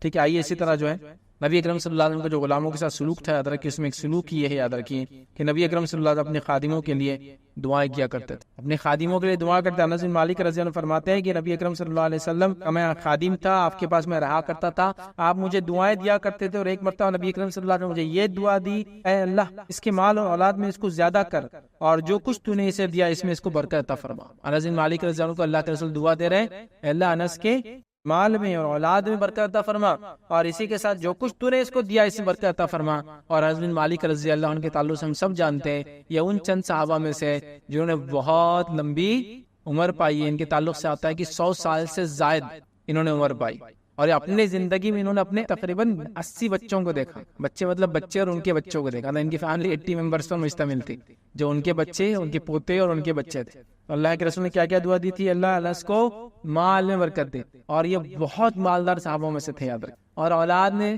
جو انس کی دعا دی تھی آپ سمجھیں، ان کی دعا کا اثر یہ تھا کہ ان کو اللہ نے بکثرت اولاد دی تھی یاد رکھیے. اور اسی طرح یاد رکھیے جو کچھ دیا انس کو اللہ برکت دے. اور انس بن مالک رضی اللہ عنہ کہتے ہیں کہ اللہ کے رسول صلی اللہ علیہ وسلم کی دعا میرے حق میں قبول ہوئی، اللہ نے مجھے بہت کچھ عطا فرمایا. تو غلاموں کے لیے آپ دعا کریں، جو کسی کے لیے دعا کرتا اس کے بارے میں برا نہیں سوچتا، اس سے برا سلوک نہیں کرتا، اور کبھی ہو جائے تو فوراً معافی مانگ لیتا ہے. تو غلاموں سے اچھا سلوک کیجیے، کام کرنے والے کے ساتھ اچھا سلوک کیجیے، نوکروں کے ساتھ اچھا سلوک کیجیے، جو آپ کی خدمت گزار میں اچھا سلوک کیجیے. وہ کوئی بھی پوزیشن میں کسی بھی اس پہ ہو سکتے ہیں، آپ کتنے ہی پیسے کو دے سکتے ہیں، مرد ہو سکتے ہیں، عورت ہو سکتے ہیں. اچھا سلوک کیجیے. دنیا میں فائدے کی چیز ہے اور آخرت میں بہت بھلے کی چیز ہے کہ اللہ نے آپ کے ماتحت ایک انسان کو دیا تھا اور آپ نے اس سے اچھا سلوک کیا. اور اس سے انسان کا کیریکٹر بھی پتہ چلتا ہے کہ لوگوں کے ساتھ کیسا رہتا ہے، کہ جو کسی کے نوکر کے ساتھ کیسا ہے تو آپ سمجھ لیں اس کا کیریکٹر دوسروں کے ساتھ بھی اسی طرح سے ہونا ہے. لہٰذا ہمیں چاہیے ان کے ساتھ ہم بہت بہت بہت کام والوں کے ساتھ، نوکروں کے ساتھ، کیا کیا الفاظ بہرحال علاقوں میں کام والے، نوکر، خدمت گزار، ان کے ساتھ بہت اچھا سلوک کرے، کبھی ان کے ساتھ برا سلوک نہ کرے، ورنہ اس کا دنیا اور آخرت میں بہت ہی سخت انجام ہونے والا ہے. اور اگر کسی سے ایسی کوئی غلطی ہوئی ہو کہ نوکر کے ساتھ برا سلوک کیا ہو، مارا ہو، تکلیف دیا ہو، تو بس معافی مانگ لے اللہ سے. اور معافی مانگ لے شخص سے، چونکہ بندوں کا معاملہ ہے تو اس سے ہی معافی ضروری. تو ایک تو دل میں نادم ہو، اللہ سے توبہ کرے، اور اس کے بعد وہ کام کو دہرائے نہ، اور اس بندے سے بھی معافی بہرحال مانگ لے. تو انشاءاللہ یہ طریقہ ہے. لوگ پوچھتے ہیں جنرلی معافی کیسے مانگے، تو معافی کا طریقہ کیا ہے؟ دل میں نادم ہونا چاہیے آپ نے کہ اللہ غلط ہو، اللہ سے معافی مانگیے، اس کے لیے عمل کو دوبارہ مت دہرائیے. اور یہ کام کا تو آپ کو یہ بھی کرنا پڑے گا کہ اس شخص سے معافی مانگنا ہوگی، بھائی ایسا ایسا ہوا، اس لیے کیا بیچ رہا ہے، وہ کلفی بیچ رہا ہے ایک آدمی، کیا انکم ہوگی یار 2 روپے کلفی، تو آپ اس کو 2.5 روپے دے سکتے کو، بس اس میں بھی نہیں 1.5 میں دیتے گئے تو ہم 1 میں دیتے، کیا ہے یہ تماشا. لیکن یہی کام کو مالس میں جہاں آپ کو فروٹ جوس ملتے مہنگے مہنگے، وہاں کسی بڑی دکان پہ نہیں کرتے آپ، کہیں 100 روپے کا 100 روپے کا جوس پی رہے اور 2 روپے کلفی کو لڑتے آپ. تو ہم لوگوں کا مزاج بن گیا جو دبتا ہے اس کو دباؤ، اور جو دباتا ہے اس سے دبو. ایسا مت کیجیے. تو پہلے تو بھاؤ طے کرنا چاہیے رکشے والے سے، ہو گیا تو پھر آ کے اس سے جھک جھک کرنا بالکل صحیح نہیں ہوگا. یاد رکھیے جو طے ہو گیا وہ طے ہو گیا. ہاں یہ الگ بات ہے اس نے کوئی ظلم کر دے راستے میں، غلط انفارمیشن دے، بولے 10 کلومیٹر جانا ہے آپ کو اور پتا چلا 2 کلومیٹر پہ تھا. اگر اس نے کوئی ظلم کرا تو پھر آپ بعد میں بول سکتے کہ اگریمنٹ تو یہ تھا کہ تم نے اتنا بولا تھا، اور ایسا نہیں ہے تو پھر آپ وہ کر سکتے، لیکن ظلم نہیں ہے تو جو طے ہوا وہی دینا چاہیے. کسی نے ایک سوال کیا، گھر کے خادموں کے لیے کیا ان کے بچوں کے لیے دینی تعلیم کا کوئی انتظام ہوتا ہے اور ان کے ڈیولپمنٹ کے بارے میں اکثر کوئی نہیں سوچتا، تو کیا یہ صحیح ہے کہ ایسا کوئی سسٹم ہونا چاہیے؟ دیکھیے ایسا سسٹم تو ہونا چاہیے کہ آپ کے گھر میں اگر وہ کام والا آتا ہے، اس کا کوئی بچہ اگر پڑھتا نہیں ہے، دینی تعلیم یا دنیاوی تعلیم اگر نہیں حاصل کرتا ہے، تو آپ کوشش کریں کہ اپنے طرف سے کچھ اس کو پیسہ دے تاکہ اس کو بچے کو پڑھائے، اس لیے کہ یہ صدقۃ جاریہ میں آئیں گا. ایسا صدقہ ہے جس سے بچہ جب تک فائدہ اٹھائے گا علم سے آپ کو اجر ملے گا. تو آپ دیکھیں کہ آپ کے 2 بچے آپ ساتھ لاتے ہیں، کو عربی جاتے ہیں، چلو میں ان کو عربی لگا دیتا ہوں، چلو میں ان کے اسکول کی فیس بھر دیتا ہوں، چلو آپ ان کو وہاں بھیجو، میں ان کے اسکول کی کورس دلا دیتا ہوں. کچھ نہ کچھ ہم سسٹم کریں. ایسا کوئی سسٹم ہوتا نہیں ہے لیکن ہونا چاہیے. اور سسٹم کیوں ہونا چاہیے؟ آلریڈی اسکولنگ کا سسٹم، مکتب کا سسٹم، عربی کا سسٹم ہے. آپ کو صرف چونکہ اس کے پاس پیسے نہیں ہیں اس وجہ سے بیچارہ وہ کر رہا، تو آپ اس کو ایسے ٹائم پہ جاب دے دیں کہ بس 2 سے 4 آؤ، 2 سے 4 عربی بھی چلتی بچوں کی، میں اس کی فیس بھروں گا، آپ کے بچے کی میں کپڑے دلاؤں گا، عربی مکتب کے بیگ دلاؤں گا. آج کل جو بھی فیس ہوتی ہے اس کی 10 20 25 50 روپے کا ایک بیگ ہوتا ہے، اس کی بکس ہوتی میں دلاؤں گا، تم ادھر آ جانا، بچے کو وہاں چھوڑ دینا عربی میں. سمجھے نا؟ تو ایسا ہم کو خود بڑھ کر اپنے ورکرز کی، اپنے سب جس کو کہیں گے نوکروں کی، اپنے خدمت گزاروں کی ڈیولپمنٹ کے لیے ہم کو سوچنا پڑے گا. وہ بیچارے آلریڈی اکنامیکل پیسوں کی کمی کی مار سہتے ہوئے رہتے بیچارے. تو ان کا مسئلہ یہ، اگر کسی کا پیسہ ہو تو وہ کیوں آپ کے پاس کام کریں گا، اور پیسہ ہو تو کیوں نہیں پڑھائیں گا اپنے بچوں کو. لیکن وہی تو مسئلہ ہے. تو آپ کیا کریں, کچھ نہ کچھ ایسا خود نظام بنائیں کہ اگر کوئی کام والے ہمارے پاس آتے ہیں تو ان کے بچوں کا ڈیولپمنٹ بھی انشاءاللہ عزیز ہم کریں گے.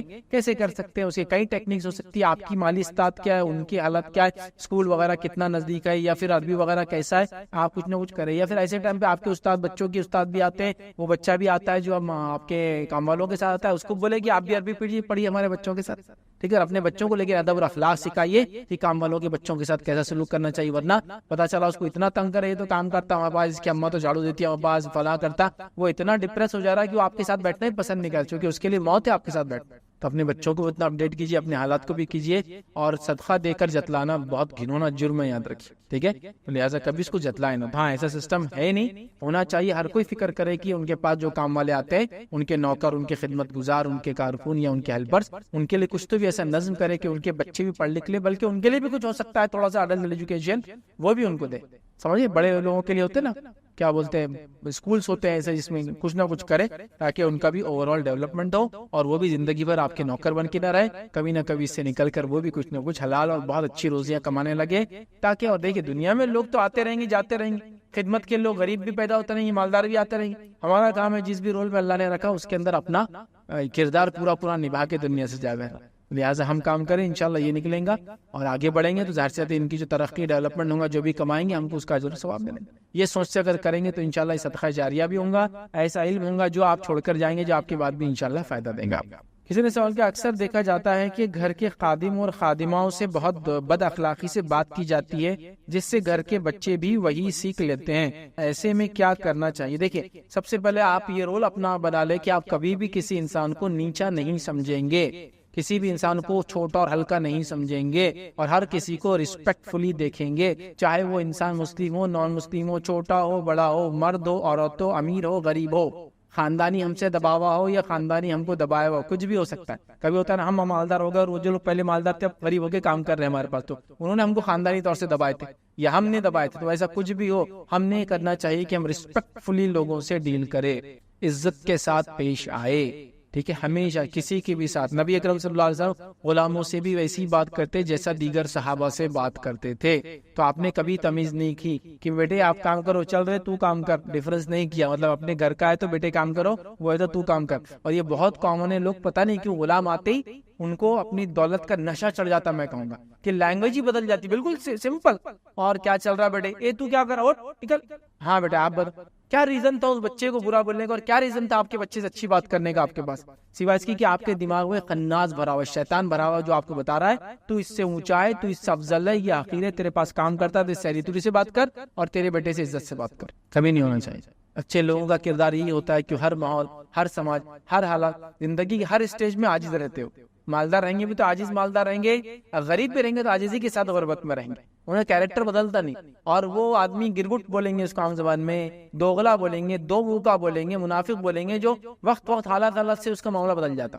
پیسے آتے آکڑ چالو ہوگی, پیسے جاتے جو لوگوں کے سامنے عاجزی بھیک منگی چالو ہوگی. نہیں, مومن کا معاملہ ایک وہ سب کو عزت ریسپیکٹ دیتا ہے ہو, تو لہٰذا آپ ان کے بچوں سے, ان سے سب سے اچھی بات کریں. ورنہ آپ کے اس گندے اور برے ایٹیٹیوڈ کو دیکھ کر وہ بچے بھی سیکھ لیتے. ہلکا ناخس کھلانا, برا کھلانا, گالی دینا, بری بات کرنا, استعمال کی چیزیں اپنی ان کو استعمال نہیں کرنے دینا, اپنے کھلونے ان کے ہاتھ نہیں لگانے دینا, ان کی لگی ہوئی ہر چیز کو جراثیم چپک جاتی ہے. یہ تک سکھاتے ہیں کچھ پیرنٹس اپنے بچوں کو, نہیں بیٹے وہ کام والوں کے بچوں کے ساتھ نہیں کھیلنا, ان کے پاس بہت جراثیم رہتے.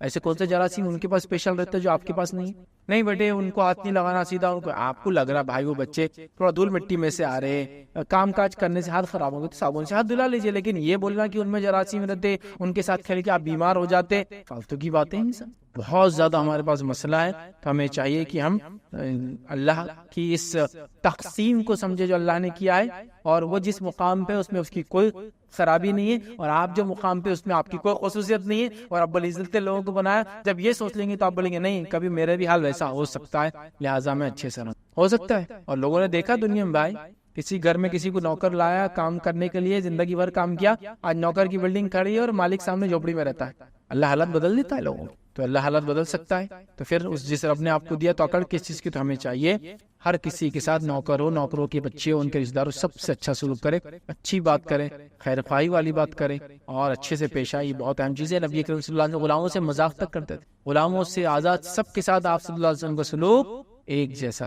ایک جیسا، بلکہ کمتر اور کمزور طبقوں کو تو آپ زیادہ مدد کریں. روایت میں آتا ہے کہ ایک لونڈی آتی اور نبی اکرم صلی اللہ علیہ وسلم ہاتھ پکڑ کے جہاں چاہے لے کے چلی جاتی، اور یہ دنیا کی بادشاہ ہے، کہیں بھی چلے جاتے، کہیں بھی، مطلب ان کا اس کا کوئی مسئلہ ہوتا اور وہ آگے کہتی کہ چلیے میرے ساتھ، اور آپ صلی اللہ علیہ وسلم نکل جاتے.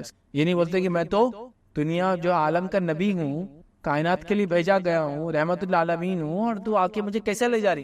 وہ آتی اپنا مسئلہ بتاتی اور جہاں چاہے لے کے چلے جائے. اتنے عاجز تھے نبی اکرم صلی اللہ علیہ وسلم. ہمیں بھی چاہیے وہ عاجزی دیکھیں، اس میں کہیں بھی نوکروں کے ساتھ برا سلوک، اری ترا، خدمت گزاروں کے ساتھ برا سلوک بالکل بھی آپ کو نہیں ملے گا ذرہ برا، بلکہ ان کے ساتھ تو مور ریسپیکٹفل ملیں گا، اس لیے کہ لوگ ان کو برا سمجھ کے ان کو گراتے ہیں، ہم ان کو اور ریسپیکٹ اور ڈگنیٹی دے تاکہ جو ان کی کھوئی ہوئی عزتیں جو لوگوں نے ذہن میں بٹھا دی ان کو بول بول کے مینٹلی ڈپریس کر دیا، ہم کم از کم اپلفٹ کریں ان کو کہ نہیں آپ بھی ایسا نہیں ہے، ہم سب برابر. یہ بڑی بات ہے. تو ہمیں چاہیے کہ ہم سب سے اچھا سلوک کریں، کیونکہ اللہ تعالیٰ نے ہی اس کو وہاں رکھا جہاں ہوا ہے، اس میں اس کی کوئی خرابی نہیں ہے، اور جہاں میں ہوں یہ میری کوئی خصوصیت نہیں ہے، تو لہٰذا اللہ جس کو چاہے تبدیل کر سکتا ہے. ہمارا کام ہے ہم سب کے ساتھ اچھا سلوک کریں، اور نبی اکرم صلی اللہ علیہ وسلم اس معاملے میں ہمارے آئیڈیل ہونا چاہیے. السلام علیکم. شیخ آج کل دیکھا جا رہا ہے کہ مطلب ان کو ضرورت پڑتی زیادہ مالکوں کو کہ کسی کو سرونٹ پہ رکھے مطلب اپنی، تو وہ ان کی مجبوری کا وہ باہر کام کرتے، کچھ کوئی ٹیچر رہتے مطلب فیمیل اکثر دیکھا جاتا، تو ان کو ضرورت رہتی گھر میں کوئی برتن دھونا یا پوچھا کرنا، کپڑے دھونے کی ضرورت پڑتی ہے، تو اب ان کو رکھنا ہی پڑتا، تو وہ زیادہ مجبوری کا فائدہ اٹھاتے سامنے والے سرونٹیج کہ اگر ان کو دینے کا رہتا، اگر 3,000 ان کی مطلب برابر رہتی تو مانگتے 6,000 7,000 روپے مہینہ. تو ان کو آپ کیا نصیحت کرنا چاہیں گے؟ میں نے سوال کیا کہ مالک کیا ہے اس معاملے میں جب کام کرنے والا جو ہے ڈیمانڈ کریٹ کر دے. جیسے بہت سارے فیلڈز ایسے جس میں لوگوں کو خادم کی ضرورت ہے، کام والوں کی ضرورت ہے، اب کام والوں نے ڈیمانڈ کریٹ کر دیا اپنا، اور جیسے 3,000 جاؤ آج بھی تنخواہ تو بڑے 6,000 دو. اس میں کیا نصیحت کروں؟ دیکھیے اب یہ معاملہ تو ایگریمنٹ کا ہے، میوچل انڈرسٹینڈنگ کا ہے. اس کو کام چاہیے، آپ کے پاس کام ہے دینے کے لیے. اگر وہ بول رہا ہے کہ مجھے 6,000 میں چاہیے اور آپ بولتے واجبی 3,000 ہے، تو کچھ بارگین کر کے تھوڑا آپ بڑھ جائیے، تھوڑا وہ نیچے اتر جائے، اور کیا بولوں گا زیادہ. بٹ اگر میوچل ایگریڈ نہیں ہوتا تو ظاہر سی بات ہے آپ کو مالک کو بھی چوائس ہے، کوئی دوسری جگہ جا کے نوکر تلاش کرے، نوکر کو بھی چوائس ہے کہیں اور چلے جائے. لیکن میں بھی یہ سمجھتا ہوں کہ مارکیٹ میں ابھی سیگریگیشن نہیں آیا کہ آپ بولیں گے ہر جگہ کام کی ضرورت ہے اور نوکر نہیں ہے. کام والے بھی موجود ہیں اور کام بھی موجود ہے، یاد رکھیے. تو لہٰذا میوچلی ایگریڈ کر کے کرنا چاہیے. تو جو لوگ کام والے ہیں میں ان کو کیا بولوں، آلریڈی وہ مال سے بیچارے پریشان ہیں، حالات سے پریشان ہیں، بیماریوں سے پریشان ہیں. میں بھی وہ مجبوراً یہ بول رہا ہوں کہ مجھے ساتھ دو اس لیے کہ میرا ساتھ میں مسئلہ حل ہوتا. لیکن ظاہر سی بات ہے دنیا کسی کے مسئلوں کے حساب سے تنخواہ دینے والی نہیں، تو اس کو بھی چاہیے واجبی کرے. لیکن عام طور سے مالک ظلم کرتے نوکر پہ، نوکروں کا ظلم دیکھا نہیں گیا، سوائے اس کے کہ ہر جگہ دیکھیے جب بھی کوئی بات بولی جاتی ہے اکثریت پہ بولی جاتی ہے، تو ایسا ہو سکتا ہے. تو اب میں اس معاملے میں کیا کہوں؟ اگر وہ اوور ڈیمانڈ کریں گا تو ظاہر سی بات ہے اس کو کہیں بھی نوکری اور کام ملنے والا نہیں. وہ بھی واجبی کرے، واجبی سمجھتے ہیں نا، جو سوٹیبل ہے ویسا کرے.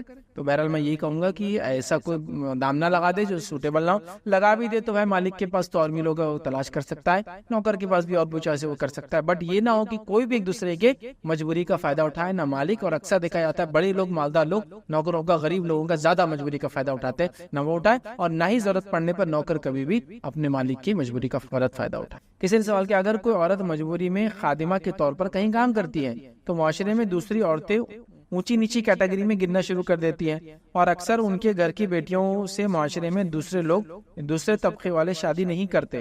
اس معاملے میں آپ کی کیا نصیحت کریں گے؟ دیکھیے کوئی بھی انسان اگر کوئی بھی جائز اور حلال کام کسی کے پاس بھی کرتا ہے تو اس کام کرنے میں کوئی شرمندگی کا مسئلہ اس کو نہیں ہونا چاہیے. ہمارے پاس بڑا مسئلہ ہے کہ اگر کوئی آدمی کسی کے پاس کام کرتا ہے، اس کو نوکری یا نوکر، دیکھیے نوکر سے نوکری لفظ آتا ہے، بولتے نوکری گزارا، مراٹھی کے اندر بولتے دھندا، کام کاج، سمجھ رہے، خدمت گزار، یہ بالکل کامن ہے. لیکن اگر یہ ٹرم کسی عورت پہ استعمال ہو جائے تو بہت برا مانا جاتا ہے. جیسا مثال کے طور پر ایک آفس میں ایک آدمی جا کے سویپنگ کا، جھاڑو کا کام کر رہا ہے تو اس کو نوکر نہیں بولا جاتا، کہیں بھی بولتے نوکری کر رہا ہو. اور اگر ایک عورت جا کے کہیں جھاڑو دے رہی تو بولتے نوکرانی ہے وہ، سمجھ رہے آپ، نوکری کرنی نہیں بولتے اس کو، نوکر ہے وہ. دونوں میں ڈفرنس ہوتا ہے ادھر، چونکہ ٹرمز اردو کے حساب سے دونوں کا معنی الگ ہے. میں کہا نوکری پہ، آپ کون شرماتا بولنے کے لیے؟ میں IRC میں نوکری کر رہا ہوں، کوئی شرماتا بولنے کے نہیں. لیکن کسی کو کہا نوکر ہے آپ، ٹرم بالکل چینج ہو جاتا. تو ویسا عورتوں کے لیے بڑا عجیب مسئلہ ہے. بس آدمی نوکری کرتا اور عورت اگر جا کے مجبوراً بولیے کسی جگہ کام کرتی تو اس کو نوکرانی بولتے یا نوکر بولتے, جس کی وجہ سے ٹرم کا میننگ بہت چینج ہو جاتا ہے اور اس کا معاملہ بہت نیچا سمجھاتا سماج میں. تو جیسا ایک آدمی جا کے کام کرتا کسی آفس میں, ایک عورت بھی کام کرتی جا کے, تو اس میں اس کے کام کے حساب سے اونچا نیچا کرنا, کام کے حساب سے کیٹیگرائز کرنا, کام کے حساب سے طبقے بتانا, کام کے حساب سے ان کے بچوں کو رشتے آئیں گے نہیں آئیں گے یہ کرنا, یہ بہت بری بات ہے اور یہ سماج کا بڑا مسئلہ ہے. عمر بن خطاب رضی اللہ عنہ کا مشہور واقعہ ہے, آپ جاتے ہیں رات میں پیٹرولنگ کر رہے ہیں, امیر المومنین ہے. امیر المومنین کیا ہوتا ہے, کیا بتاؤں میں آپ. عمر بن خطاب رضی اللہ عنہ جب حکومت کر رہے ہیں یا جب وہ خلیفہ بنے ہوئے مسلمانوں کے, تو آپ کی جس زمین پر آپ حکومت کر رہے ہیں جس کے تعلق سے آتا ہے کہ آپ تقریباً 20 لاکھ مربع میل مطلب 20 لاکھ اسکوائر مائلز جو ہے یہ ایریا ہے جس پہ آپ کی حکومت ہے, جو آج کے زمانے میں تقریباً 20 سے 30 ملک بن جائیں گے اس کے اندر, اتنے پہ آپ کی حکومت ہے. لیکن رات میں گھوم رہے لوگوں کو دیکھ رہے ہیں, ایک گھر پہ جا کر بیٹھتے ہیں, اس کی دیوار کے پیچھے آرام کرتے ہیں, رات میں گھومتے ہیں, لوگوں کے حالات جاننے کے لیے بیٹھے ہوئے, اندر سے آواز آتی اٹھ دودھ میں پانی ملا دے. لڑکی بولتی ہے امیر المومنین, مطلب ماں بیٹی کو بول رہی, لڑکی بولتی ہے امیر المومنین نے آپ نے نہیں سنا کیا کہا کہ دودھ میں پانی ڈالنا درست نہیں ہے. تو ماں بولتی یہاں کون امیر المومنین تجھے دیکھ رہے ہیں. تو بیٹی کہتی ہے امیر المومنین تو نہیں دیکھ رہے ہیں, لیکن رب تو دیکھ رہا ہے نا, اللہ کا حکم ہے نا جو امیر المومنین دے رہے ہیں. عمر بن خطاب رضی اللہ عنہ اتنے متاثر ہوتے ہیں, گھر جا کر جو ہے اپنے بیٹوں سے کہتے کسی کو شادی کی ضرورت محسوس ہے, اسی کی ایک لڑکی مجھے ملی, اور پھر رشتہ اس لڑکی کو بھیجا جاتا ہے. کس کی بیٹی ہے عام زبان میں بولے تو دودھ والی کی لڑکی. ہاں بس دودھ والی, دودھ والے اور کیا ہے سبزی والے, گوشت والے, سب کیٹیگرائزیشن ہے. میں کسی خاندان کا نام نہیں لے رہا ہوں, لیکن سب کیٹیگرائزیشن ہے, سب کے خاندان کے ایک نام ہے, اور اس کی شادی ان میں نہ دوسروں میں نہیں ہوتی. گوشت کاٹنے بڑے کے کاٹنے والے, چھوٹے کاٹنے والے, چھوٹی کے کاٹنے والے, ہاں کیٹیگری ہے. کیٹیگری بھائی مجھے معلوم, بڑے کاٹنے والے تھوڑے ہلکے, چھوٹے کاٹنے والے تھوڑے بھاری, چھوٹی کاٹنے والے سب سے ہلکے. ہاں سبزی بیچنے والے فرق ہے, آم اور سیب بیچنے والا الگ, پتے بیچنے والے کا نام بھی الگ اور کیٹیگری بھی الگ ہے اس کی. شادی بھی نہیں کرتے, ارے ان سے نہیں ہوتی. بیچ والے پیاز والوں کو ڈیمانڈ آ گیا تھا, ان کے برابر کے لوگ مل رہے نہیں تھے. پیاز کا ریٹ کتنا بڑھ گیا تھا نا 10-15 سال پہلے, وہ بولے بہت ڈیمانڈ آ گیا ان کو, بولے شاہی تماشا. تو یہ سب کیٹیگرائزیشن ہم نے کی ہے, تو اسی کیٹیگرائزیشن کا نتیجہ یہ لوگوں نے الگ الگ طبقے بنا دیے. تو اس میں یہ کہ یہ کام والے ہیں تو کام میں یہ جھاڑو پوچھا دے رہے کسی گھر میں. برائی کیا ہے کسی کام میں مجھے بتائیے, کوئی بھی کام اگر حلال ہے تو برائی کیا ہے؟ کپڑے کسی کو اگر دھو کے دے رہا تو اس میں کیا برائی ہے؟ صاف صفائی کرتا تو اس میں کیا برائی ہے؟ یہ صرف خناس ہے. تو وہاں دودھ بیچنے والے کی بیٹی ہو اور اس سے خلیفہ کر رہے, کیا بیسس پر؟ اس کی اخلاق, اس کے ایمانی جذبے کے بنیاد. باقی کوئی وجہ نہیں تھی ان کے پاس اس بچی شادی کرنے کی. مطلب وقت کا پرائم منسٹر گلیوں میں گھوم رہا اور وہاں اس کو ایک جگی جھوپڑی میں ایک ایسی لڑکی مل جا رہی جو فلاں اخلاق کی حامل ہے, اور وہ پھر اپنے بیٹوں سے کھڑا کہ میں چاہتا ہوں تو جس کو ضرورت محسوس ہو اس بیٹی سے شادی کر. تو یہاں کہاں دیکھا گیا خاندان, بزنس, کیا کام کرتے؟ نہیں. ہو سکتا آپ کے پاس کام کرنے والی کوئی ہو, لیکن اپنے بچوں کو اس نے ایسی تربیت کی ہو, اپنے بچیوں کو ایسی تربیت کی ہو, کیا آپ اپنے بچوں کا رشتہ بھیج سکتے ہیں؟ وہ اخلاق, وہ ایمانیات اس میں وہ اتنی بلند ہے, وہ میں نے نا اصل تو وہی دیکھتا ہے انسان, میں کوئی مسئلہ ہی نہیں. اور ایسا ہوا بھائی, تاریخ میں ایسا ہوا, آج بھی ہوتا اور ہوتا رہے گا قیامت. ٹھیک ہے, سمجھ رہے بات کو؟ تو لہٰذا میں نے دیکھا ہوں یہ آپ کا سوال بہت پریکٹیکل ہے کہ ایسے بچے, ایسی عورتوں کو لوگ الگ کیٹیگرائزیشن میں ڈال دیتے ہیں, اس کا اسٹیٹس گرا دیتے ہیں, ان کے بچوں کو رشتے نہیں آتے ہیں, ان کے بچوں کو برا سمجھاتا ہے. کہ صرف شیطانی دماغ میں فطور ہے. نکالیے ادب اور اخلاق, ایمانیت میں جو جتنا بلند ہے اس کا اتنا مقام اللہ کے پاس ہے. یہ مال دولت کام کی وجہ سے لوگوں کو کیٹیگرائز کرنا بالکل بھی صحیح نہیں ہے. اور کیا مسئلہ ہے, ایک عورت ایک حلال کام کرتی ہے بیچاری, کوئی فن ہنر اس کے پاس نہیں, اگر ہوتا تو کچھ اور کرتی بیچاری. اب پڑھی لکھی نہیں ہے زیادہ, کوئی فن نہیں ہے, کوئی ہنر نہیں, کسی کو برتن دھوری, تو کیا مسئلہ حلال کام کرنے؟ مجھے تو سمجھ میں نہیں آتا. حلال کام ہے نا, کیٹیگرائز کیسا کر سکتے ہیں آپ اس؟ اگر ایک آدمی بہت مالدار ہے, حرام کماتا ہے, ایک عورت بہت غریب ہے بیچاری, برتن دھو کے کماتی ہے, یہ حلال کمانے والی اللہ کے نزدیک لاکھوں کروڑوں درجے بہتر ہے اس سے جو حرام کماتا ہے زیادہ اس سے. پھر کیا کیٹیگرائزیشن ہے؟ تو ایمانی بنیادوں پر چیزیں کیٹیگرائز کی جائے تو سمجھ میں آتا ہے, اخلاقی بنیادوں پہ کوئی کرے, کیریکٹرسٹکس کی بنیاد پہ کوئی کرے, سمجھ میں آتا ہے, عبادتوں کی بنیاد پہ کوئی کرے کہ ان کی عبادتیں بہت ہوئے تو ہم ان کے گھر میں اپنی شادی کریں گے, ان کی ایمانیت بڑے اچھے, ان کے بچے حافظ, نہیں سمجھ میں آ رہا, لیکن ان کے پاس کام کرتے تو ہم نہیں کریں. یہ کیٹیگرائزیشن درست نہیں. آپ کرتے نا ہم کو حافظ لڑکی چاہیے, حافظ لڑکا چاہیے, یہ تو ٹھیک ہے نا, ایمانی بنیادوں پہ کیٹیگرائز, لیکن یہ واللہ کی کام والا ہے ان کی نہیں چلتا. اگر با اخلاق ہے, با کردار ہے, ایمان والی ہے, اور فلاں ہے, اچھی تعلیم یافتہ ہے, سمجھدار ہے, پڑھی لکھی ہے, فلاں, کرنے میں کیا حرج؟ نبی اکرم صلی اللہ علیہ وسلم کے ازواج دیکھیے, مالی اعتبار سے کتنا فرق تھا, خاندانی اعتبار سے کتنا فرق. کہیں بھی آپ کو یہ نہیں ملے گا کہ میں تو وقت کا نبی ہوں, آخری نبی ہوں تو میرے لیے سوٹیبل نہیں، ایسا ہوا ہی نہیں کبھی. وہاں پر میں کیا، یہ کیٹاگرائزیشن بالکل فالتو ہے، فالتو سے بھی گر کے ایک دم فالتو والا کیٹاگرائزیشن ہے. اس کی شریعت میں کوئی گنجائش نہیں ہے. لوگ اگر کرتے ہیں اور آپ اس بنیاد پہ اپنے آپ کو اونچا سمجھتے ہیں تو یہ آپ کے دماغ کا فطور ہے، اس کو نکال دیجئے. انسانوں کو جو ہے ان کی ایمانی بنیادوں پر، اس تقاضوں پر، انسان ہونے کے ناطے سب سے پہلے، اور اس کے بعد اگر کوئی کیٹاگرائزیشن تو ایمانی بنیادوں پہ، اس کے علاوہ کچھ بھی نہیں ہے. ایک تو انسان ہے، کوئی بھی مسلم نان مسلم، اس کی رسپیکٹ ہے. سیکنڈ، اس کے بعد کوئی کیٹاگرائزیشن ہے ہمارے پاس تو وہی ایمانی بنیاد. اس کے بعد کوئی تیسری چیز، کام دھندا، اونچا نیچا، خاندان، زمین زمانہ، حالات، لینگویج کے اعتبار سے کوئی اونچا اور نیچا نہیں ہوتا. یاد رکھیے سارے لوگ اللہ کے پاس برابر ہے سوائے ان کے تقوی کے. یاد رکھیے. السلام علیکم شیخ. کئی بار دیکھا گیا ہے کہ سارا یہ چیز طے ہونے کے بعد کہ کام کتنے میں کیا طے ہوگا، اور کام ہونے کے بعد پھر جو جس کو لایا گیا وہ بولتے ہیں ہم کو پینے کو پیسے دیں گے، دارو پینے کے لیے پیسے مانگتے ہو لاسٹ میں، تو اس کا کیا معاملہ ہے؟ میں نے سوال کیا کہ کچھ لوگ ہوتے ہیں کام وغیرہ طے ہو جاتا ہے، پیسے وغیرہ طے ہوتے ہیں، اس کے بعد بھی ہمارے پاس اکثر دیکھا جاتا ہے اس لیبر کیٹیگری میں، خاص طور سے اگر لیبر کیٹیگری میں سمجھدار لوگ نہ ہوں، مذہبی لوگ نہ ہوں، شراب وغیرہ پینے کو وہ کرتے. مذہبی بھی ہو تو کبھی شراب نان مسلم میں کامن ہے، ان کا حلال بھی ہے، تو وہ شراب کے لیے پیسہ مانگتے تو کیا کرے. تو بہرحال دیکھیے حرام چیزوں کے اندر ہم کوئی بخشش یا کوئی خوشی سے کام نہیں کر سکتے. تو لہٰذا آپ ان سے معذرت چالے، ان کو کہے کہ جو بات طے ہو گئی تھی وہ یہ ہے، میں آخر میں شراب کے لیے، برے کام کے لیے پیسے نہیں دے سکتا. ہاں کوئی حلال چیز کے لیے آپ کو خوشی دینا دے سکتے، میں کھانا منگا کے دیتا ہوں، چائے پلا دیتا ہوں، اور فلاں چیز منگا کے مٹھائی کھلاتا ہوں، چلو جوس پی کے آ جائیں گے. لیکن ان کو کلیئر کر دیجیے کہ ہم شراب کے لیے ہم پیسہ نہیں دے سکتا ہوں، چونکہ میرے مذہب میں شراب پینا نام ہے، لہٰذا اس کے لیے میں آپ کی کوئی قسم کی مدد نہیں کر سکتا ہوں. یہ آپ بالکل بول دیں، اس میں شرمانے کی ضرورت انشاءاللہ ذرا بھی نہیں. فیض بھائی، یہ بچپن سے جو کام والے ہمارے گھر پر ہوتے ہیں بچے یہ ہو گئے، تو یہ ان کی کفالت میں آئیں گے یا کیسا ہوں گا؟ میں نے سوال کیا جو بچپن سے بچے وغیرہ آپ کے گھر میں کام کے لیے رہتے ہیں، یا کوئی کام والا یا کوئی لا کے لوگ چھوڑ دیتے ہیں، غریب لوگ بولتے ہیں ہمارے بچوں کو آپ پال لیجیے، آپ رکھ لیجیے، ٹھیک ہے، جن سے آپ کام بھی لے لیتے ہیں کبھی، اور جیسے آپ کے بچے بھی ہوں گے گھر میں تو کام کرتے ہیں بچے، تو ایسے لوگوں کیا ہوگا؟ تو یاد رکھیے ان لوگوں کا آپ کفالت مانیں گے، مطلب آپ ان کے کفیل ہوں گے، اور وہ لوگ آپ کی کفالت میں ہوں گے جن کو آپ کھلاتے پلاتے، جو آپ کے پاس رہتے ہیں، آپ کو ان کو کھلانے پلانے رکھنے کا صدقہ کا اجر ملے گا. ان کو اگر آپ تعلیم دیتے، علم دیتے، سکھاتے، ہنرمند بناتے، پڑھاتے، لکھاتے، ان تمام کا آپ کو صدقے کا انشاءاللہ اجر ملے گا، اور وہ آپ کی کفالت میں ہوں گے.